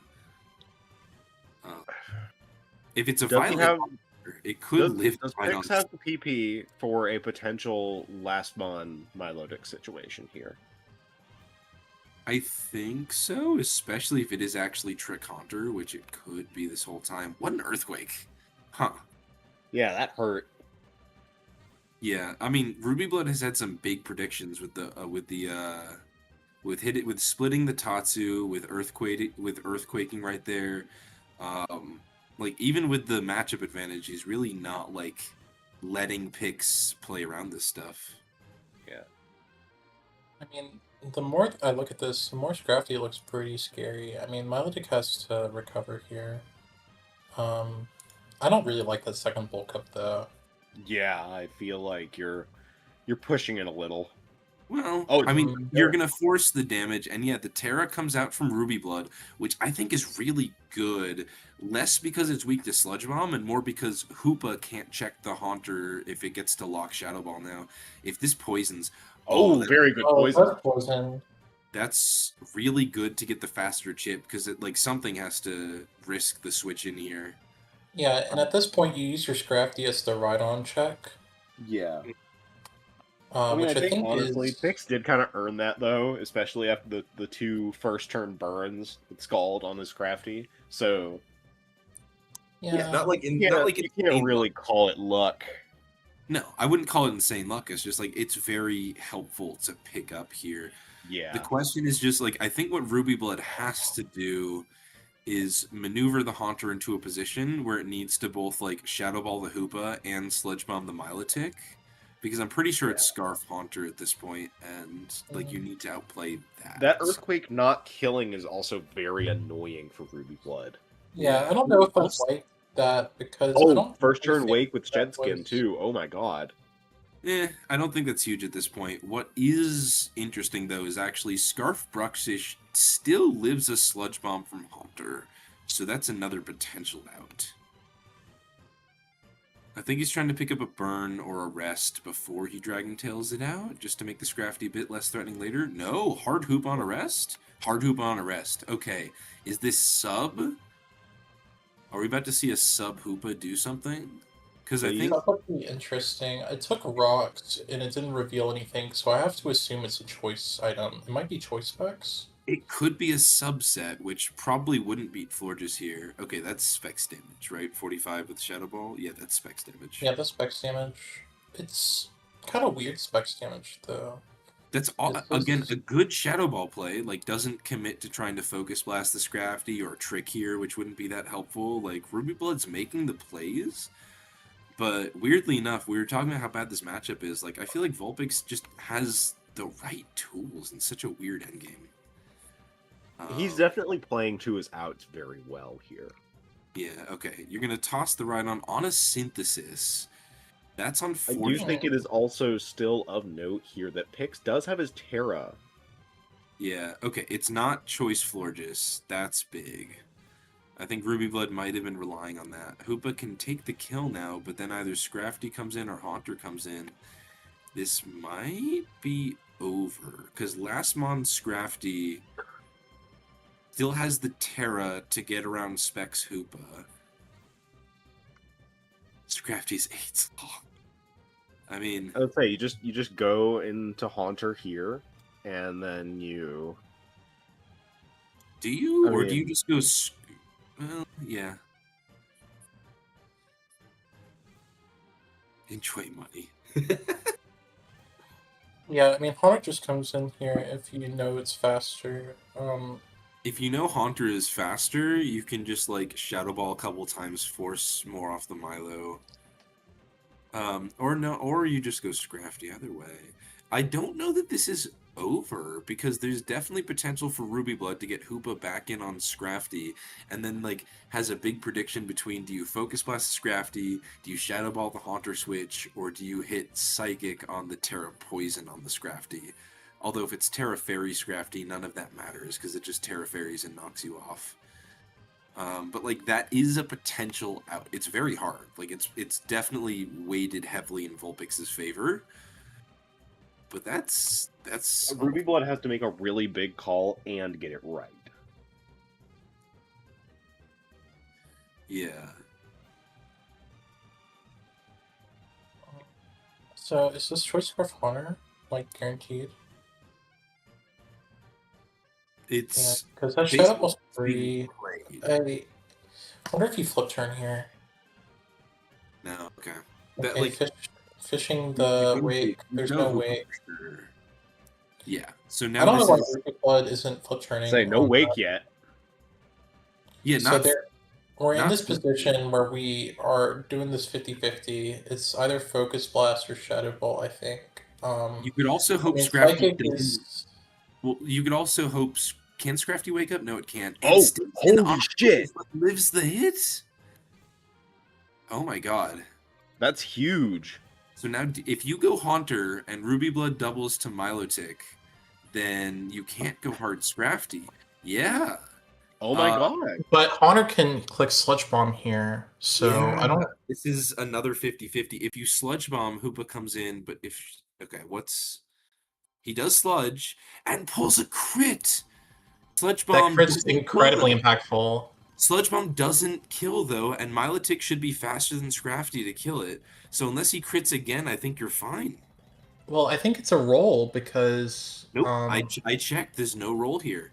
Okay, sack Scrafty. You have to switch to Shadow Ball, and now the hope is... Shadow Ball does not kill Milotic, but if you pull like an immediate Spadef drop, Pix might still be able to win. What a game. Oh, Oh, it's Terra Ghost. He had the out. Well played. Yeah. Yep. Well played. Good Terra Ghost. Wow. In hindsight, either Terra Poison was going to kill the Hoopa there after the crit, or Terra Ghost was going to clean up there. That was very nicely done. I don't think Ruby had a good out at that point. What a game. Yeah, I think what you could say about that is the only thing Ruby could have really done is...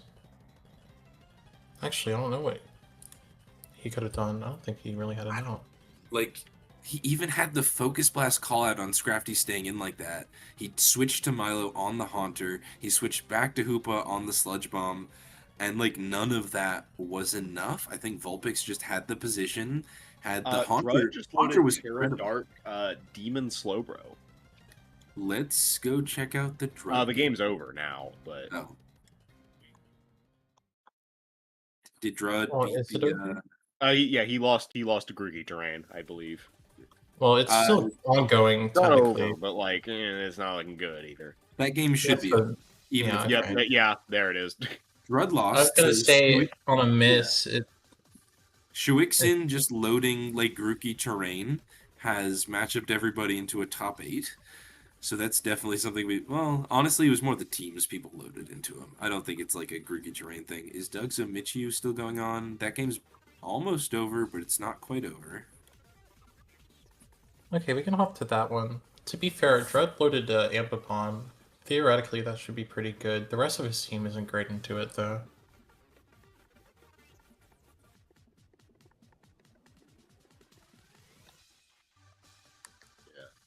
What? Okay. Yeah, we're looking at the Discord. We'll watch this Dougsa game on Discord. Dougsa has been using Specs Woe the entire time, but apparently Michiu was not in the know because Scrafty just gets bodied turn 1. There's one for all you Woe lovers. Sash Salazzle, does he Endeavor here? No, he sludges. And misses a Fire Blast. That's unfortunate. Luxa. It's also EQ on non-Assault Vest Slowbro, I think. Yeah, I mean, it looks like non-AV damage. Yeah. Okay, do you Dark Pulse? Yeah, just Dark Pulse, as that should be Custap for the Avalug. But yeah, Hard Sand Slash is fine. You can't even, like, get up hazards because he's just going to spin anyway, so tries for Mountain Gale damage. It's looking dire, but Michiu has 3 setup mons left, so you never know. Even a Terra Rhydon shouldn't do... Yeah, okay. Even if Stone Edge hit, that's only going to do, like, 30. Oh, or crit. Well, that crit equalizes a little bit, yeah. It would have done, I guess, 40. It helps because you're guaranteeing the Woe is in range of a +2 Mesprit now. The Mesprit... Oh, that does nothing. That does nothing, and watch this. It is sub Mesprit. Ooh. That's another nasty. Sub is pretty bad for Dougsa here. He's going to break the sub with Sand Slash spins to be faster, which is... Oh, it doesn't 2-hit the sub. Doesn't 2-hit the sub. This is interesting. Does Dougsa not have Axel? I think he does. I think he just wanted to be faster and then Axel. Okay, knocks the leftovers. Maybe it's not. but you could still make all these plays even if you were Axel, and that'd be fine. Yeah, okay, there's the Axel. Michu could have gone +4, though. I'm not sure about hitting the slash so much, as it goes down to Psyshock. Mesprit 60% with ×3. Oh, the overhit. Oh, Luxa has run out, potentially. Has to commit to Volt Switch and, like, pivoting around this now, but with Draining Kiss, that is a dicey proposition. Yeah, look at all that health back. What are you going to do? I do wonder if it was a better play to Nasty Plot instead of Overheat there. I think you die to Um, Psyshock, but Michu is not committing to Psyshock. So overheats, pain splits. The question is Scarf Bruxish going to kill this? As there's the oh, sub, he that's tries to gross. nasty. Yeah. Doesn't Psyshock. If he Psyshocked on the nasty, I think that was over. Nasty's again? Oh, right, because you try to sub on it. Oh, no. Another overheat Yeah. miss. That's so unfortunate for Dugza. I think he would have had it. It's not over yet, though. If it's Terra, Psychic, Strong Jaw, Psychic Fangs, Bruxish, and you, like, crit the Mesprit, then it definitely kills the Tatsu. No, he doesn't even have Terra. No. Damn, the overheat misses. Poor Dugza. Poor Dugza. That sucks. I forgot to unmute.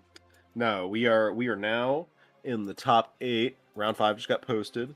And everyone who is still in this tournament is now guaranteed to win at least $57. Nice. Good for them. I wish I could have joined. I would have brought a team that beats Rookie Terrain. We could watch any of these 4 at this point. It's a fascinating mix of, like, people who've been playing for a long time and involved in PU, and people who are, like, pretty new and really showing up. So I'm down to go with whatever looks the most interesting once these games get posted. But we'll see. No one started yet.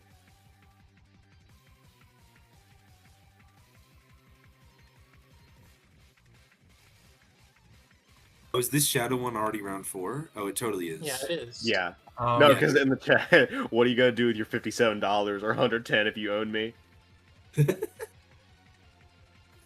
What would you do with 57 whole dollars? All right, let's. I remember me, Fiend, Let's go to the Celeburn, Ming, Shadow. and Jack Guzzler. We were in this monotype money tour, and we kept calling the prize pool our Wendy's money. Okay. So at the start of the game, I don't love the Mountain Gale. Well, it was just gonna Drain Punch anyway. Knocks off on the Mesprit switch, and doesn't do very much. Have you ever played SVPU with $57 on the line? Thank you, Engineer. All right, so, like, we have hyper offense versus just, like, a more balanced team, but with the Scrafty in the back, which is a pretty good thing to be running. Body press Slowbro into the DD. Body press Colbur Slowbro into the DD Scrafty. Does it just get owned? No, it lives the hit. I'm not. Knockoff surely kills, right? Yeah, he's got to switch to the Deciduan Decidui. I think it was a roll. But since you're working on it, you just dropped. We can stick with this game and then switch to whatever else. We're already gonna be into it. Now the question is, what is this Sceptile? Because Sceptile in current meta, when you have, like, Glowbros and Vile Flukes running around, like, SD Acro with Earthquake kind of seems like the way to go. But who knows? I mean, this is the Otsa sample, right? So, do you want me to spoil what it is? I refuse to check the team, but if you want to just Okay. go check and spoil what the Sceptile is, go for Well, I know what it is, but I'll keep it a surprise. it. Thank you.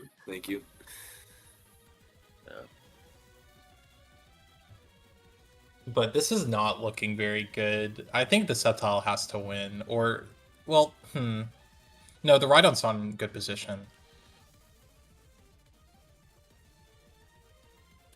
Okay. What so the heck is this? Sceptile has triggered its red card, which means that it has acrobatics now with Okay. Unburden.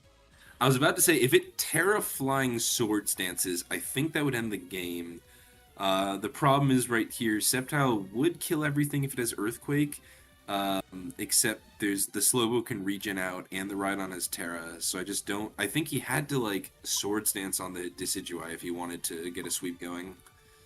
Yeah, I really don't see the way that this happens now.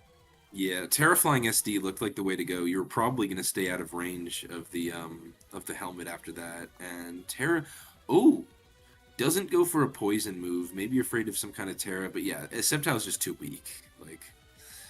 No Name brought a Alolan Executor Crabominable just now. No, we can hit that next. Has he been doing that all tour? I don't know if I've seen No, it. no, this is the first time he's brought something like that. Well, that's awesome. I love seeing Oh, the. man. You remember last year the Oakley's team with the Terra Poison Alolan Executor? Oh, I do remember that. That was amazing. Like Alolan Executor, made like round 6 or some shit. Everyone always wants to try to figure something out with like harvest shenanigans, and it's just never been like that. Just good. run specs. Just run specs, man.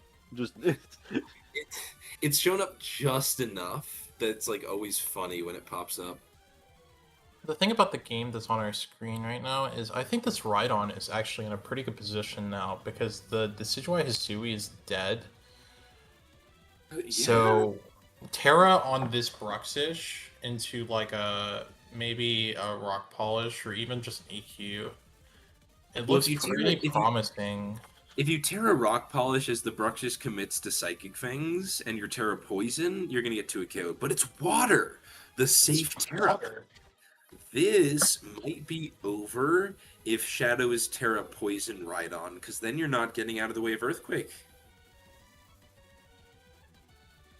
Yeah, I mean, I see the world where this just wins, because this Rhydon is going to be bulky. I mean, like, every Rhydon is bulky, and everyone knows that this Typhlosion kind of sucks. I assume this is rock polish here, yeah, because now this Typhlosion just dies. And what are you going to do? Yeah. I think what you were gonna do is not let Decidueye go down to the Sceptile earlier when you could have just gone hard into your Slowbro and done the same exact thing, except without the helmet that didn't matter. It's this is pretty cooked. Alright. So let's see what else. I mean, Bruxish, if it's Terra Poison, does it ever kill? There's the Michio game that like just started, so we can definitely that's a full Trick Room team. That's heat as hell. There's Shenjineer Booth, which looks fun but more standard. Where's the last? It's just got cooked by terrain in like 3 turns.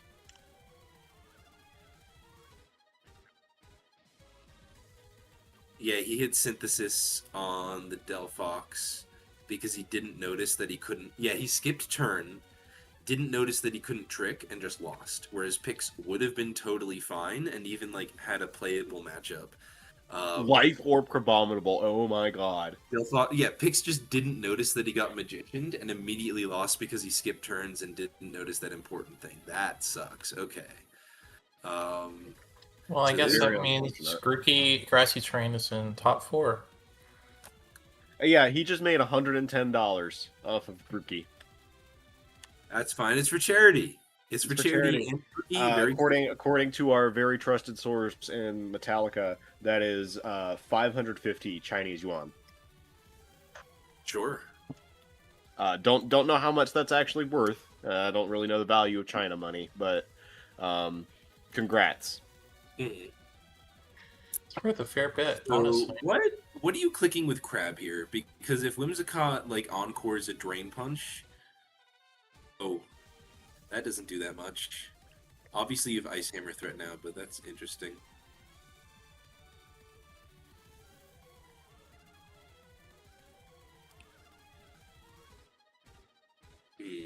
Yeah, we just some really interesting teams here because I love the contrast of like 2 very normal games, and the one we just watched in Shen Booth.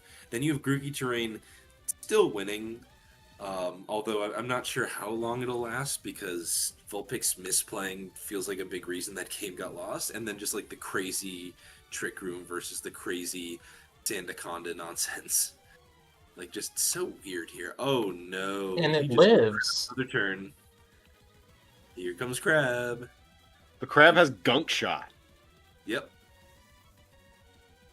It's Amazing. honestly pretty interesting because I think it's a pretty good mid ground, but this Executor's about to set up Trick Room again.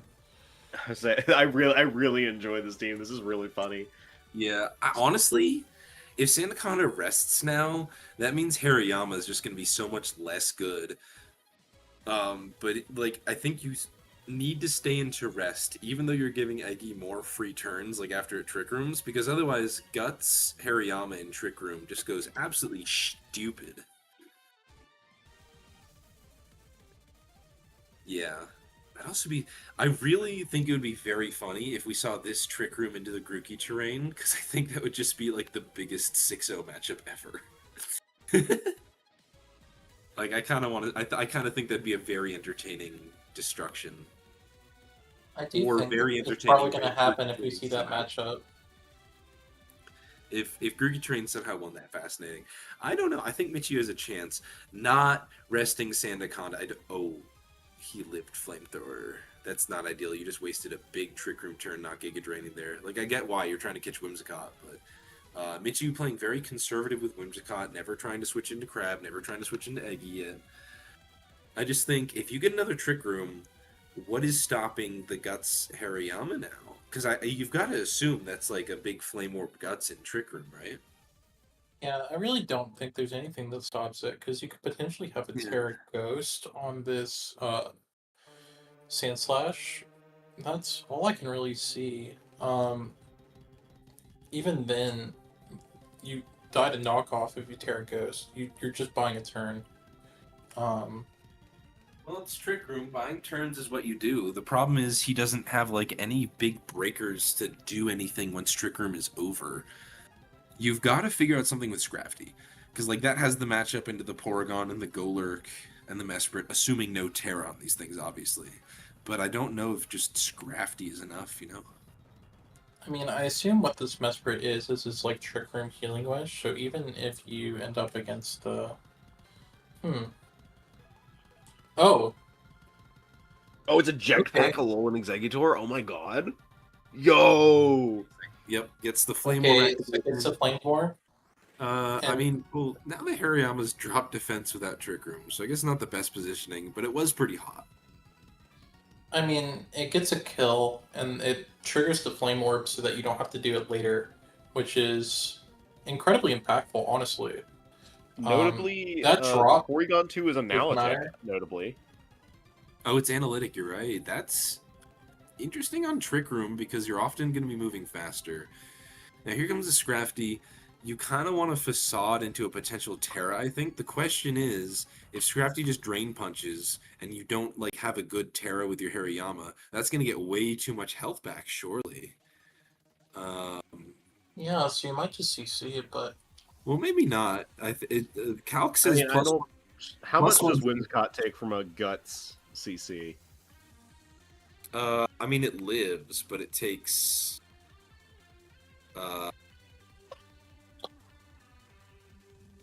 Guts CC does like 65 minimum, so it lives, but it would definitely drop to the Bullet Punch after. Okay, poison. It is still poison on the Facade. Yeah, but Facade only did 47.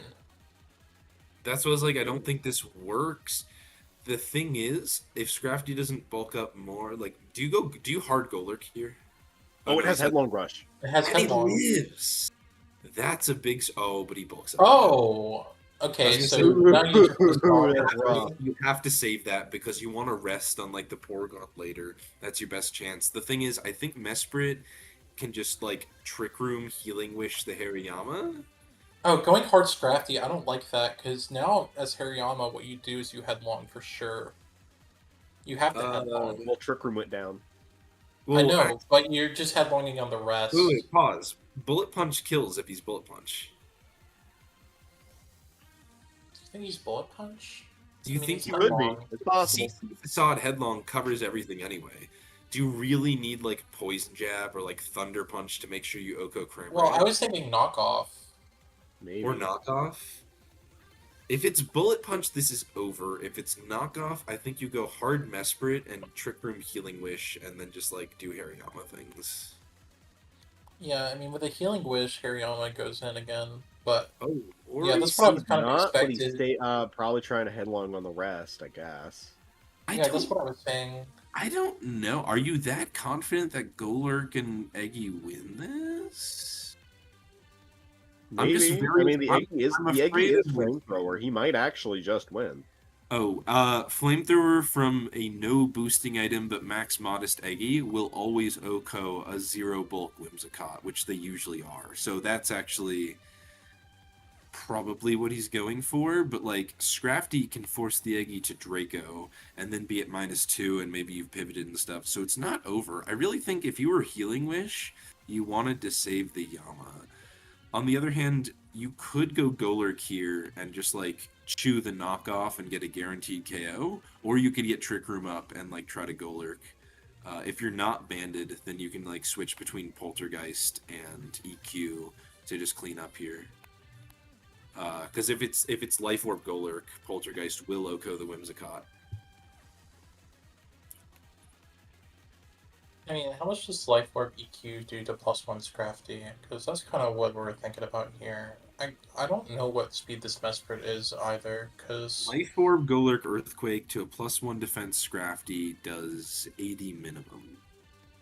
Yeah, So that's... not an OHKO. Never an OHKO, but pretty good. Can you not go Mesprit and just like click Psychic Noise here and either force damage on Whimsicott so that like Golurk Earthquake sweeps, or if I it think goes if it on the had... Flame Slash, you just like Trick Room Healing Wish and get your other stuff in? Yeah, I think it would have to be the second one, because... Oh, what? No, okay, so Um, he's gonna commit to forcing Scrafty to die because then Flamethrower with Eggy sweeps. yeah, that's true. I mean, this is probably the play. What I was thinking is if it's faster with Psychic Noise, then you probably just instantly go into it. Yeah, like maybe it just wasn't faster with Psychic Noise, or maybe he's just like, this is even safer because unless I get crit here. And yeah, Michiu saves. Oh, Oh, I Poltergeist. don't actually Ooh. like the Terra fight, but it No, that's works. yeah. This actually works. I think that was pretty riskless. Like, what's the worst case scenario there? Even you lived triple axle, but I guess he wants to like not die to Scrafty after, which he would only do if it's not Psychic Noise. Yeah, you're like Michiu has to play like this Mesprit isn't Psychic Noise. And yeah, okay, Healing Wish Golurk, and this is over. Okay, big Trick Room W. And I don't think the next round will start until Shen Booth is up, so we can just go to the start of Shen Booth because they're still playing this more It's turn standard round. 48 right now. Okay. I think if we go to the start, they're playing slow enough, we'll probably catch up. So Yeah, that's a turn 48, and there are 3 Pokemon dead. yeah, And one let's of go them to is the Shem start Frostlass. of Shen Booth. Oh, it's a burned physical Zoroark though. That's interesting. Yeah, so Shin Physical gets Zoroark 2 once spikes on it. burned into this team looks like the most useless thing ever. Yeah. Like goodbye. The interesting thing is, it's like a lead Frostlass on a team that isn't offensive really. This is like a balanced team, but it's just kind of assuming that your opponent doesn't have defog, and in this case, Booth does have defog. So, I mean, it Maybe it his completely goal here is just neutralized like the... his Destiny Bond. He wants to be able to have the option to force them to play 5v5. Yeah. Or I he mean, can he just kind turn it of into a did favorable trade. because the Zoroark's kind of dead. Yeah.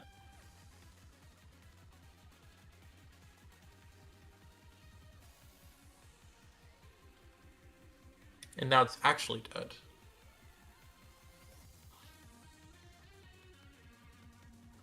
Also a good play, knocks on the spike. If I was playing, I would have gotten body pressed there and died and lost.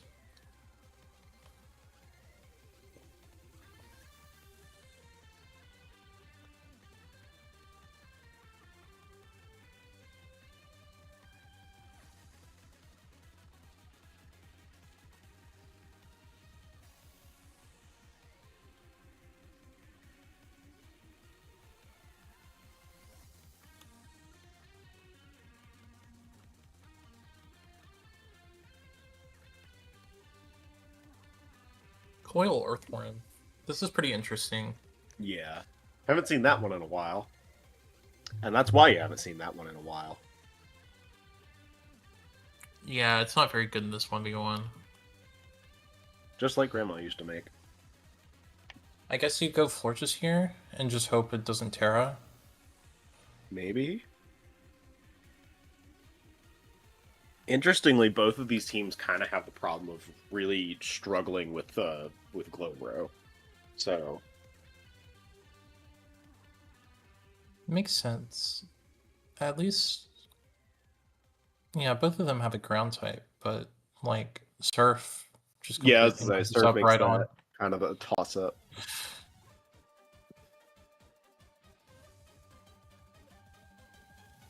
I mean, every time the Fortress is coming in, you're threatening Trick.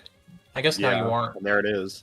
Oh, and it gets an AV, which is really bad for Boofy. Yeah, you really wanted the recovery long term, but it still looks really good for Boof long term, just with like no removal on those spikes.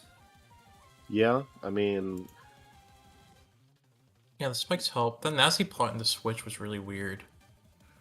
And the I don't. Kramer. Oh, Giving interesting. the Rotom AV is kind of funny because now you can recover again, potentially trick like another Scarf around, and Rotom can't Pain Split if he was like a Scarf with Pain Split. or Nasty Plot. Or Scarf with Nasty Plot, yeah. Those are both like sometimes seen because you either trick the Scarf away first, or you like just do it anyway if you're Pain Split. Obviously, it could just be like trick 3 attacks, but either of those not happening. And there goes the Scrafty getting scarfed. Looks pretty good for Boof.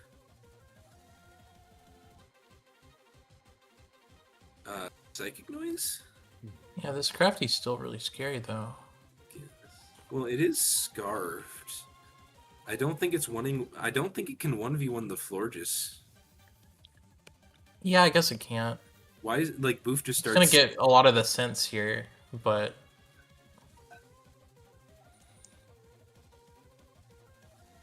and then switches. Let's see. They're currently on turn 71, so we got a ways to go to catch up. Yeah. Looking into the future right now, it's I would very not worry interesting. about.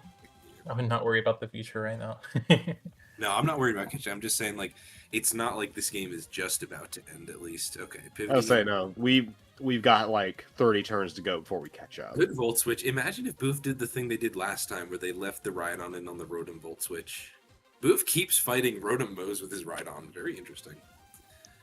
I mean, Rotom Mo is a very underrated Pokemon, but I think the reason it's underrated is because Rotom Heat is so good. Yeah, when Rotom Heat is so good, when you have a tier with Venusaur and Vileplume and Slowbro, it's just like it's hard to use sometimes. That's all. It is. I think I liked the Terra Blast sets people were coming up with a lot. Good double. He does keep getting the Rotom on the cram switches correctly, which is pretty big for Shen. I just don't think he's making enough progress. Like, despite having the Pokemon lead, his stuff's getting chipped pretty quickly. Only Ambipom like can dodge chip with no more helmet and the boots on this stuff. Everything else is just slowly dying. It looks like Boof has enough to just kind of outlast here, but Semis just went up. Semis just went up. Okay, we're gonna finish this game before we jump into any semifinal matches. Yeah, you can afford to live the hit with Slowbro and just take out the Mudstale. You have to sack something, but that's fine because Floor just wasn't doing a lot here at this point. There is a Grookey in semis. Shuixen has not changed his team once throughout the entirety of this tour. Mm-hmm. I mean, why would you? Especially when like it's working. Especially when you finally ran into someone who had a good matchup into you and like should have won, and then totally sold.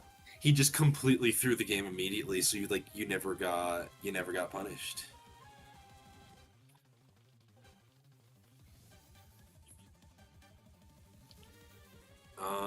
Getting some of that good old monkey money. Yeah, so let's see. Boof almost. Yeah, it's looking close to over. Pivots in the Rhydon on the Volt Switch. Oh, right. It's not Choice Rotom anymore. Okay. Just sacking Rhydon. Let me see. I'm going to link the stream really quick. Yeah, this is an interesting endgame because Booth has Terra here, and Shinjineer doesn't because the Scrafty was already Terra'd. So on paper, Shin wins here. Well, I don't know because I mean the two Pokemon Boof has left in the scenario are both like huge pains in the ass. So Yeah, I don't know if Yeah. on paper he wins. I don't think you can actually beat these two. I say he can't really break Boof's Glowbro here. Yeah, you can freely Yeah, you surf just it kind of down. have to do it with your own. Honestly, he And kind then, of and then wants. yeah, then after that you got to deal with Cram, which with Terra still up is like not going to be as easy as you would expect. Boof Yeah, not fully exactly. healing. Yeah, Boof could have slacked off once more time, no? Or was it out of slack offs? But Terra Steel Cram just like wins here, doesn't it? Boof wasn't It, out of it had slack. one. Yeah, it had one more slack off, so they probably Yeah, should have clicked it once more. why did he not slack off again? I don't know, but in theory, Cram can win this. Okay, Leaf Storms instead of Thunderbolts. I have no explanation for that. Oh, because it's only Volt Switch. It's only Volt Switch. It's not T-Bolt. If it was T-Bolt, maybe he had a chance. But yeah, that's it. I'm pretty sure Boof just hits a button and wins unless he gets Hyper Crit here. Yeah, not even We are crit. now at $110. Okay. So, it is time to check out semis. We've got two matchups. We have Grookey Terrain into Asa Sample Hyper Offense, and we have Boof's Balance into potentially Trick Room or other stuff. I'm not gonna lie. Wesley did just get the worst red card pull ever, which is going to be unfortunate. Wesley got super unlucky there, and already doesn't have a great. Well, you like. You I have say this is already looking bad. You have Sash Salazzle to take out one of the sweepers and Terra Rhydon to take out another one, but this doesn't seem like a good matchup for Wesley.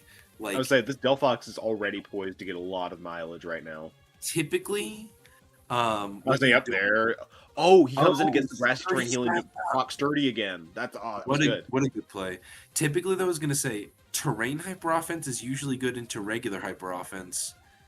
Stole the Because cut berry, so at least he can get rid of it without fear of retaliation now. But that is still really unfortunate for Shuixin.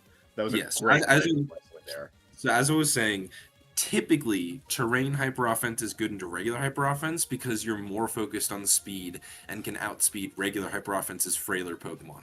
However, this hyper offense has like a bulkier Mesprit.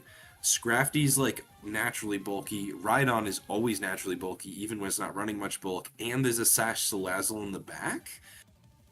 Could be dicey. That being said, if anything wins this game, Terra's Strength Sap Drifblim deserves respect. Obviously, Nothing we've crazy seen, in the No Name Booth game, by the way. No Name just brought like Palmont Zoroark and good stuff.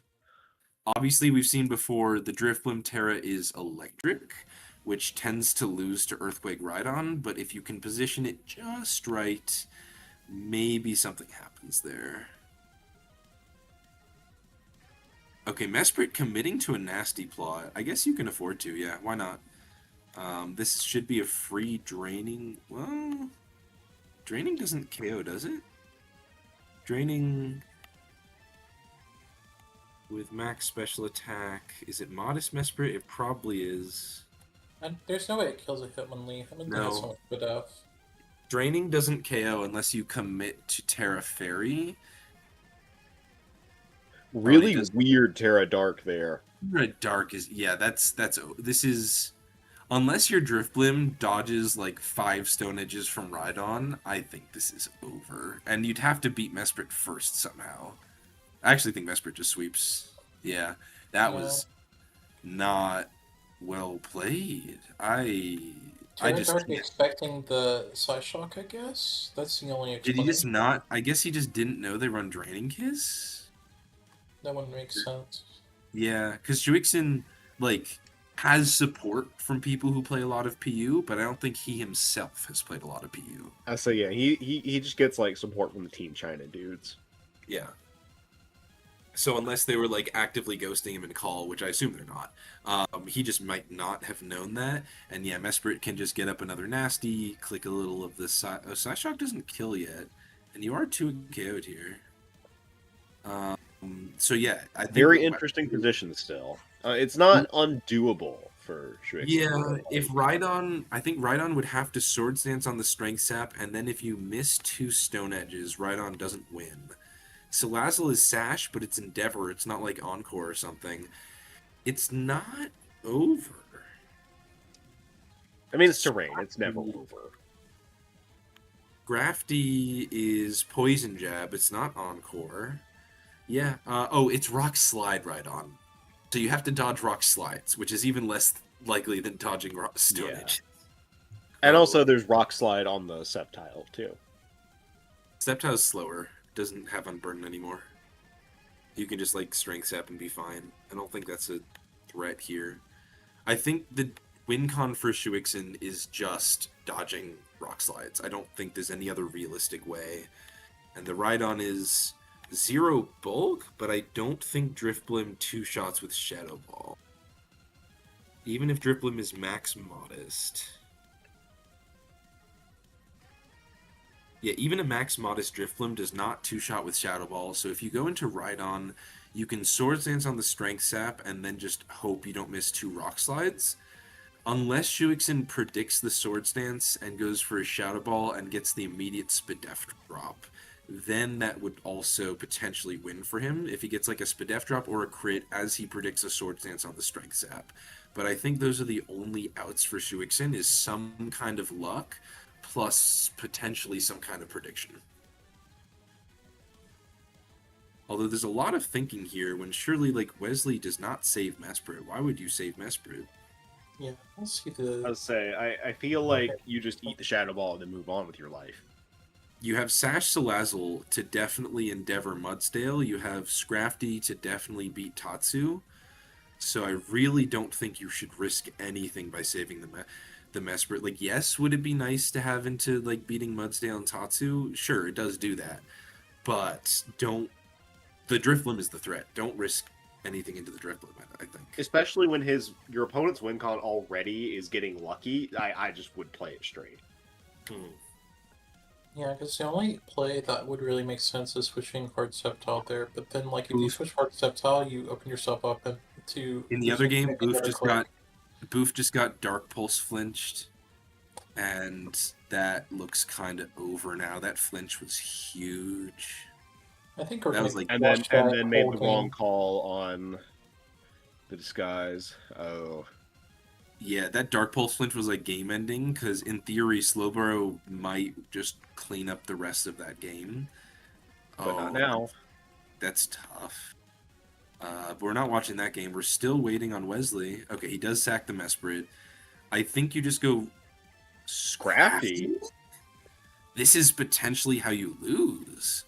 I'd say Oh guess no! Oh and no! If you give Driftblim more Calm Minds, it doesn't get one shot by Rhydon, and now it can 2 KO. He might get like enough DDs to be faster than Unburden, but the Driftblim, well, the Driftblim last move is Thunderbolt, right? It's Terra Electric Thunderbolt. Thunderbolt is doing 34 to 40, so it's not that much. The problem is Wesley doesn't have the small chance of like random para happening, I guess. Maybe Scrafty does 1v1 this, but surely you at least tried Rhydon first. Oh. Wow. Oh, that's not bulky Scrafty, I forgot it's not. Okay, he did get enough. So that did nothing, but in theory, Wesley still wins as long as Rhydon beats this. Yeah, that was bad though. Like, because the whole result is that you sacked your Scrafty for him to get one more Calm Mind. Essentially, essentially nothing another valuable. I do think that if Wesley knocked when he was at +2 speed, he would have won. Do you think that maybe he calced the knockoff damage with the assumption that the Driftblim had an item and forgot? I think he just assumed that the Driftblim was still faster. Yeah, okay, so you have to Sword Stance on the Strength Sap here. Polish, you're not faster. It's Unburden. Is this going to be back-to-back people just completely choking to not even like a well-played Gruger in because he totally screwed up earlier with the Terra Dark Hitmonlee? That would be kind of disgusting. That's how much in monkey money Until now, I was like, this is very funny. But if this wins, what are Yeah, we I don't, doing? We don't I kill don't, with rat slide. what is his play? Oh, and it missed. It Yeah, I misses mean, anyways. I think Shuixin hard through the Hitmonlee and had to get lucky, but he didn't even get any like relevant hacks. Wesley just completely tossed the game over and over. Yeah, that was pretty. Yeah, that was just complete chokes. Like there was no reason to do any of that. What? Why are you rock polishing? I'm just like I'm in shock because Shen in the chat yelling out Hindenburg. there was just no reason to do any of that. What? Well, I guess we go watch the Booth game in casting so that we can catch up. That was just awful. Okay. Monkey business. That $300, by the way. $300 from Grookey Terrain. Yeah. I mean, that was. I'm very glad we're not doing like some kind of official like Nintendo cast or whatever, and we don't have to be like, oh, he must have thought this, this, and this. Oh, I didn't realize the Rotom got flinched and crit by the Zoroark earlier. Yeah, that's just so really bad. unfortunate. That's so. Oh, Boof is getting so unlucky. Oh, And I still think that they can pull this off. Yeah, okay. Going Globber on the Gunk is good. Very funny that if you hover over the Palmon, it shows the entire Zoroark moveset. Oh, and the EQ just instantly kills the Salazzle. I don't know why Salazzle was the switch there. That is big. I mean, I guess there's no better switch, right? Heracross dies. This was the unlucky moment I called out earlier because Tatsu was absolutely the play, and then he just gets flinched there. Yeah, that's incredibly unfortunate.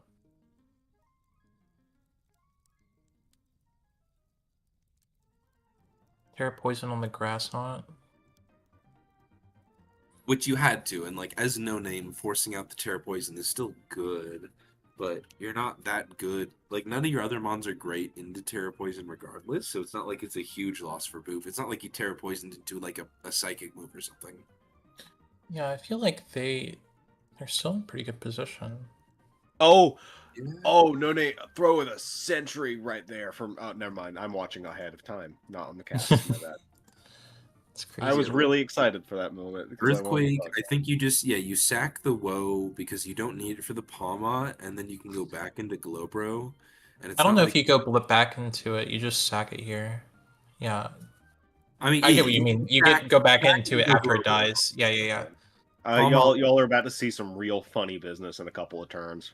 Palmot should not be beating any of it. Like this game should be over unless it's revival blessing stuff. Oh, well, you lost. Terra into double shock. You also, I mean, you lost anyway. It's not like a Terra. Even I if know, but like, shock, right what a game! All right. So in finals, we have Boof playing just like a pretty normal balance and just going for like pretty basic stuff. And on the other hand, we have Grookey Terrain, which has overcome all odds and two bad matchups with just like some pretty heavy throws in his favor. We have to be honest. Like that doesn't mean Shuixin can't win here, but he's been given a really heavy gift, and now it's on him to take advantage because so far, I think Boof has had like the more impressive plays. And that's not a knock on Shuixin. It's just like he wouldn't have won without what his opponents were doing. And sometimes it's like that the happens. Franco effect. You go up against it and suddenly you just like lose 50 IQ points. Yeah. Yeah. Like inarguably, you're pretty screwed in the Wesley game until that stuff happened. Like you had to get lucky there, and then finals are up. Okay, so it's still Grookey Terrain. On paper, I think Boof has the tools to deal with most of this. Like Hitmonlee is pretty clearly checked. Driftblim, you've got the Woe and the Rhydon. In theory, you're okay. I think that Delphox is the threat. And I might be wrong. Maybe like the Tatsu or the Driftblim do go crazy.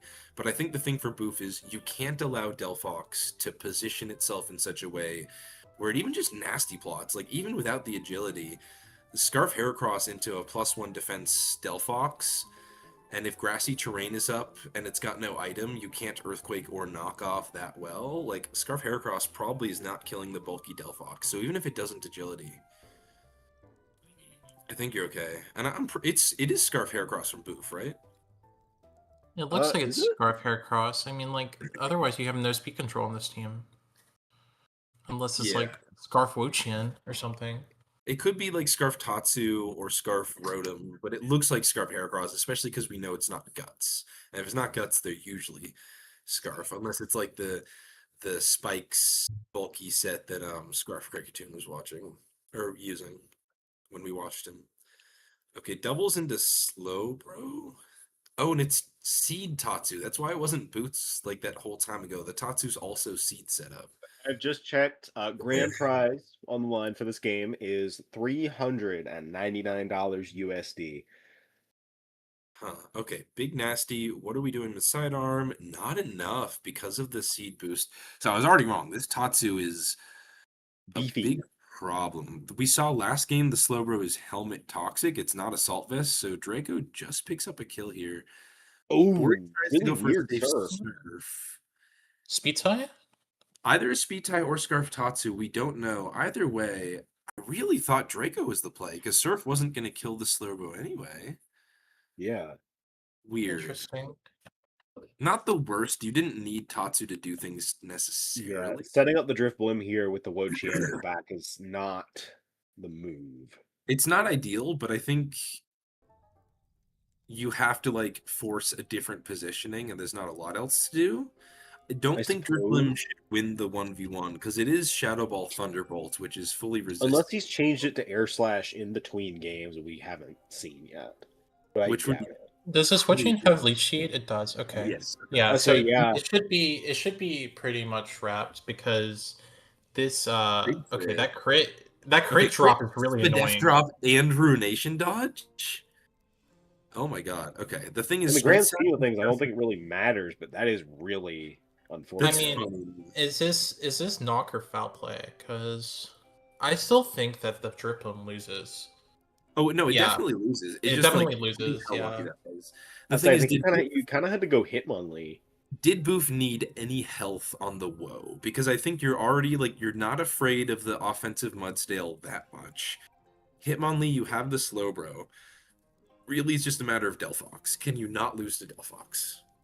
I don't think you really needed it because really it was going to be a sack into Delphox anyways. Like if you're Yeah, against I mean- Delphox, you're clicking knock and attempting to die.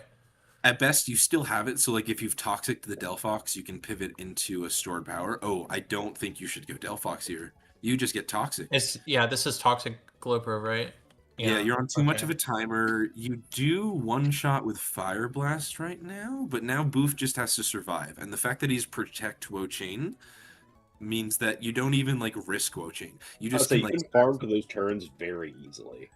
you can afford to sack like two things while just going to Wochain and protecting in the meantime. And he's wasting a turn agilitying when he, is already on a huge timer right now. Takes another shell side. Yeah. This is just You had to I into think- potential Scarf, Tatsu, or Heracross, and you needed the buff on stored power, so I get it.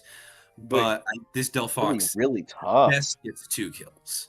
And Now that's they not- go hard Rhydon, right? Because Rhydon doesn't do anything for the rest of the game. Terra Rhydon might be your most guaranteed into Hitmonlee, but you should be fine to Hitmonlee regardless. Yeah, okay. He just goes Rhydon, lives stored power and lives. to even just waste even more time. Because I think now after Rhydon dies, you can just go Woe, Protect, and then if Delphox lives another turn, which I don't think it does, like you just let Woe go down. Kind of crazy Fire Blast there. It- I mean, I it guess does. it's predicting, It does live because it's gonna live after the grassy terrain Does it restore live with and everything? I'm like, I'm not counting. Yeah. Okay. You just switch because the Woe is protecting anyway. I think you can just And foul play. I don't think it is Oh foul no, it's play. not foul play. It's knock. This is scary. I said think Hitmonlee could start really doing some work here. you You're just letting it get ruination 2 here. SDs, but after ruination, The danger is, what if it's Terra Slowbro and like Hitmonlee happens to have the perfect move and Oko it? Well, I think the you Ruination and then you protect for more Leech Seed and then you have Rocky Helmet with Slowbro. I think you're fine. And well, is there anything that resists fighting but won't die to other Hitmonlee coverage? Commits to okay, Terra it's Poison. over. Usually Yeah, Hitmonlee is not Earthquake. If he is Earthquake right now, that Earthquake on could... grassy terrain is like at that point you just you say counter team GGs. Yeah, I think you can protect here because unless it's Earthquake, nothing does the job. Oh, actually, Terra Dark knockoff would have killed, but he's fine. You can just protect now and Hitmonlee dies. So Yeah, win looking outs, pretty grim. what if Grassy Glide Grookey and offensive Mudstale go the hardest that they've ever gone in their lives? What if? And if That's... my grandma had wheels, she'd be a bike. I think if your grandma had wheels, she'd be a cyborg bike, but that's besides the point. Okay, someone in chat said it was Blaze Kick Hitmonlee, not like Earthquake or Poison Jab. Oh, Yeah, looking pretty. I mean, this is what should have happened to the terrain like multiple games ago. Oh my god, that is Specs Tatsu for sure, right? No, it's a Grookey. It's a Grookey without Eviolite. No, but no. yeah, it's terrain except for Grookey. Of course, it died. Yeah. Okay. Congratulations. Congratulations to Boo for winning the second PU Love Tour, getting $399. $399? Are you kidding me? Yeah, not even 400. I'll give Booth, I will give you $1 to give it Yeah, get it to 400. I want my dollar. Yeah. Shuixin, still just like someone who's not a big PU player, to just like load up a terrain someone passed you and make it all the way to second, get like 150 or 200 or whatever. Like, great performance for them. You're definitely going to take the throws. Like, do not ever give that up. If they're giving you free money, you take that to the bank. And congratulations to the rest of our top 8, which was like... From Bloss, terrain being defeated in finals is proof love always wins. Love does always win. So congratulations to Shadow 079, Wesley, Name 63, you and Shanir.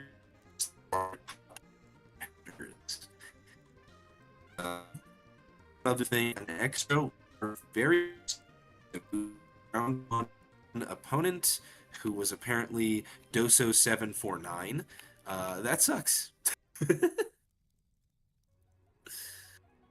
All right, I think we're calling it here. Yeah. Okay, thank you everybody for showing up. If the stream's not over, it will be shortly, and we might see you next year for some more lovely PU action. And please, if you have not already, and if you've enjoyed this, send some money to Doctors Without Borders.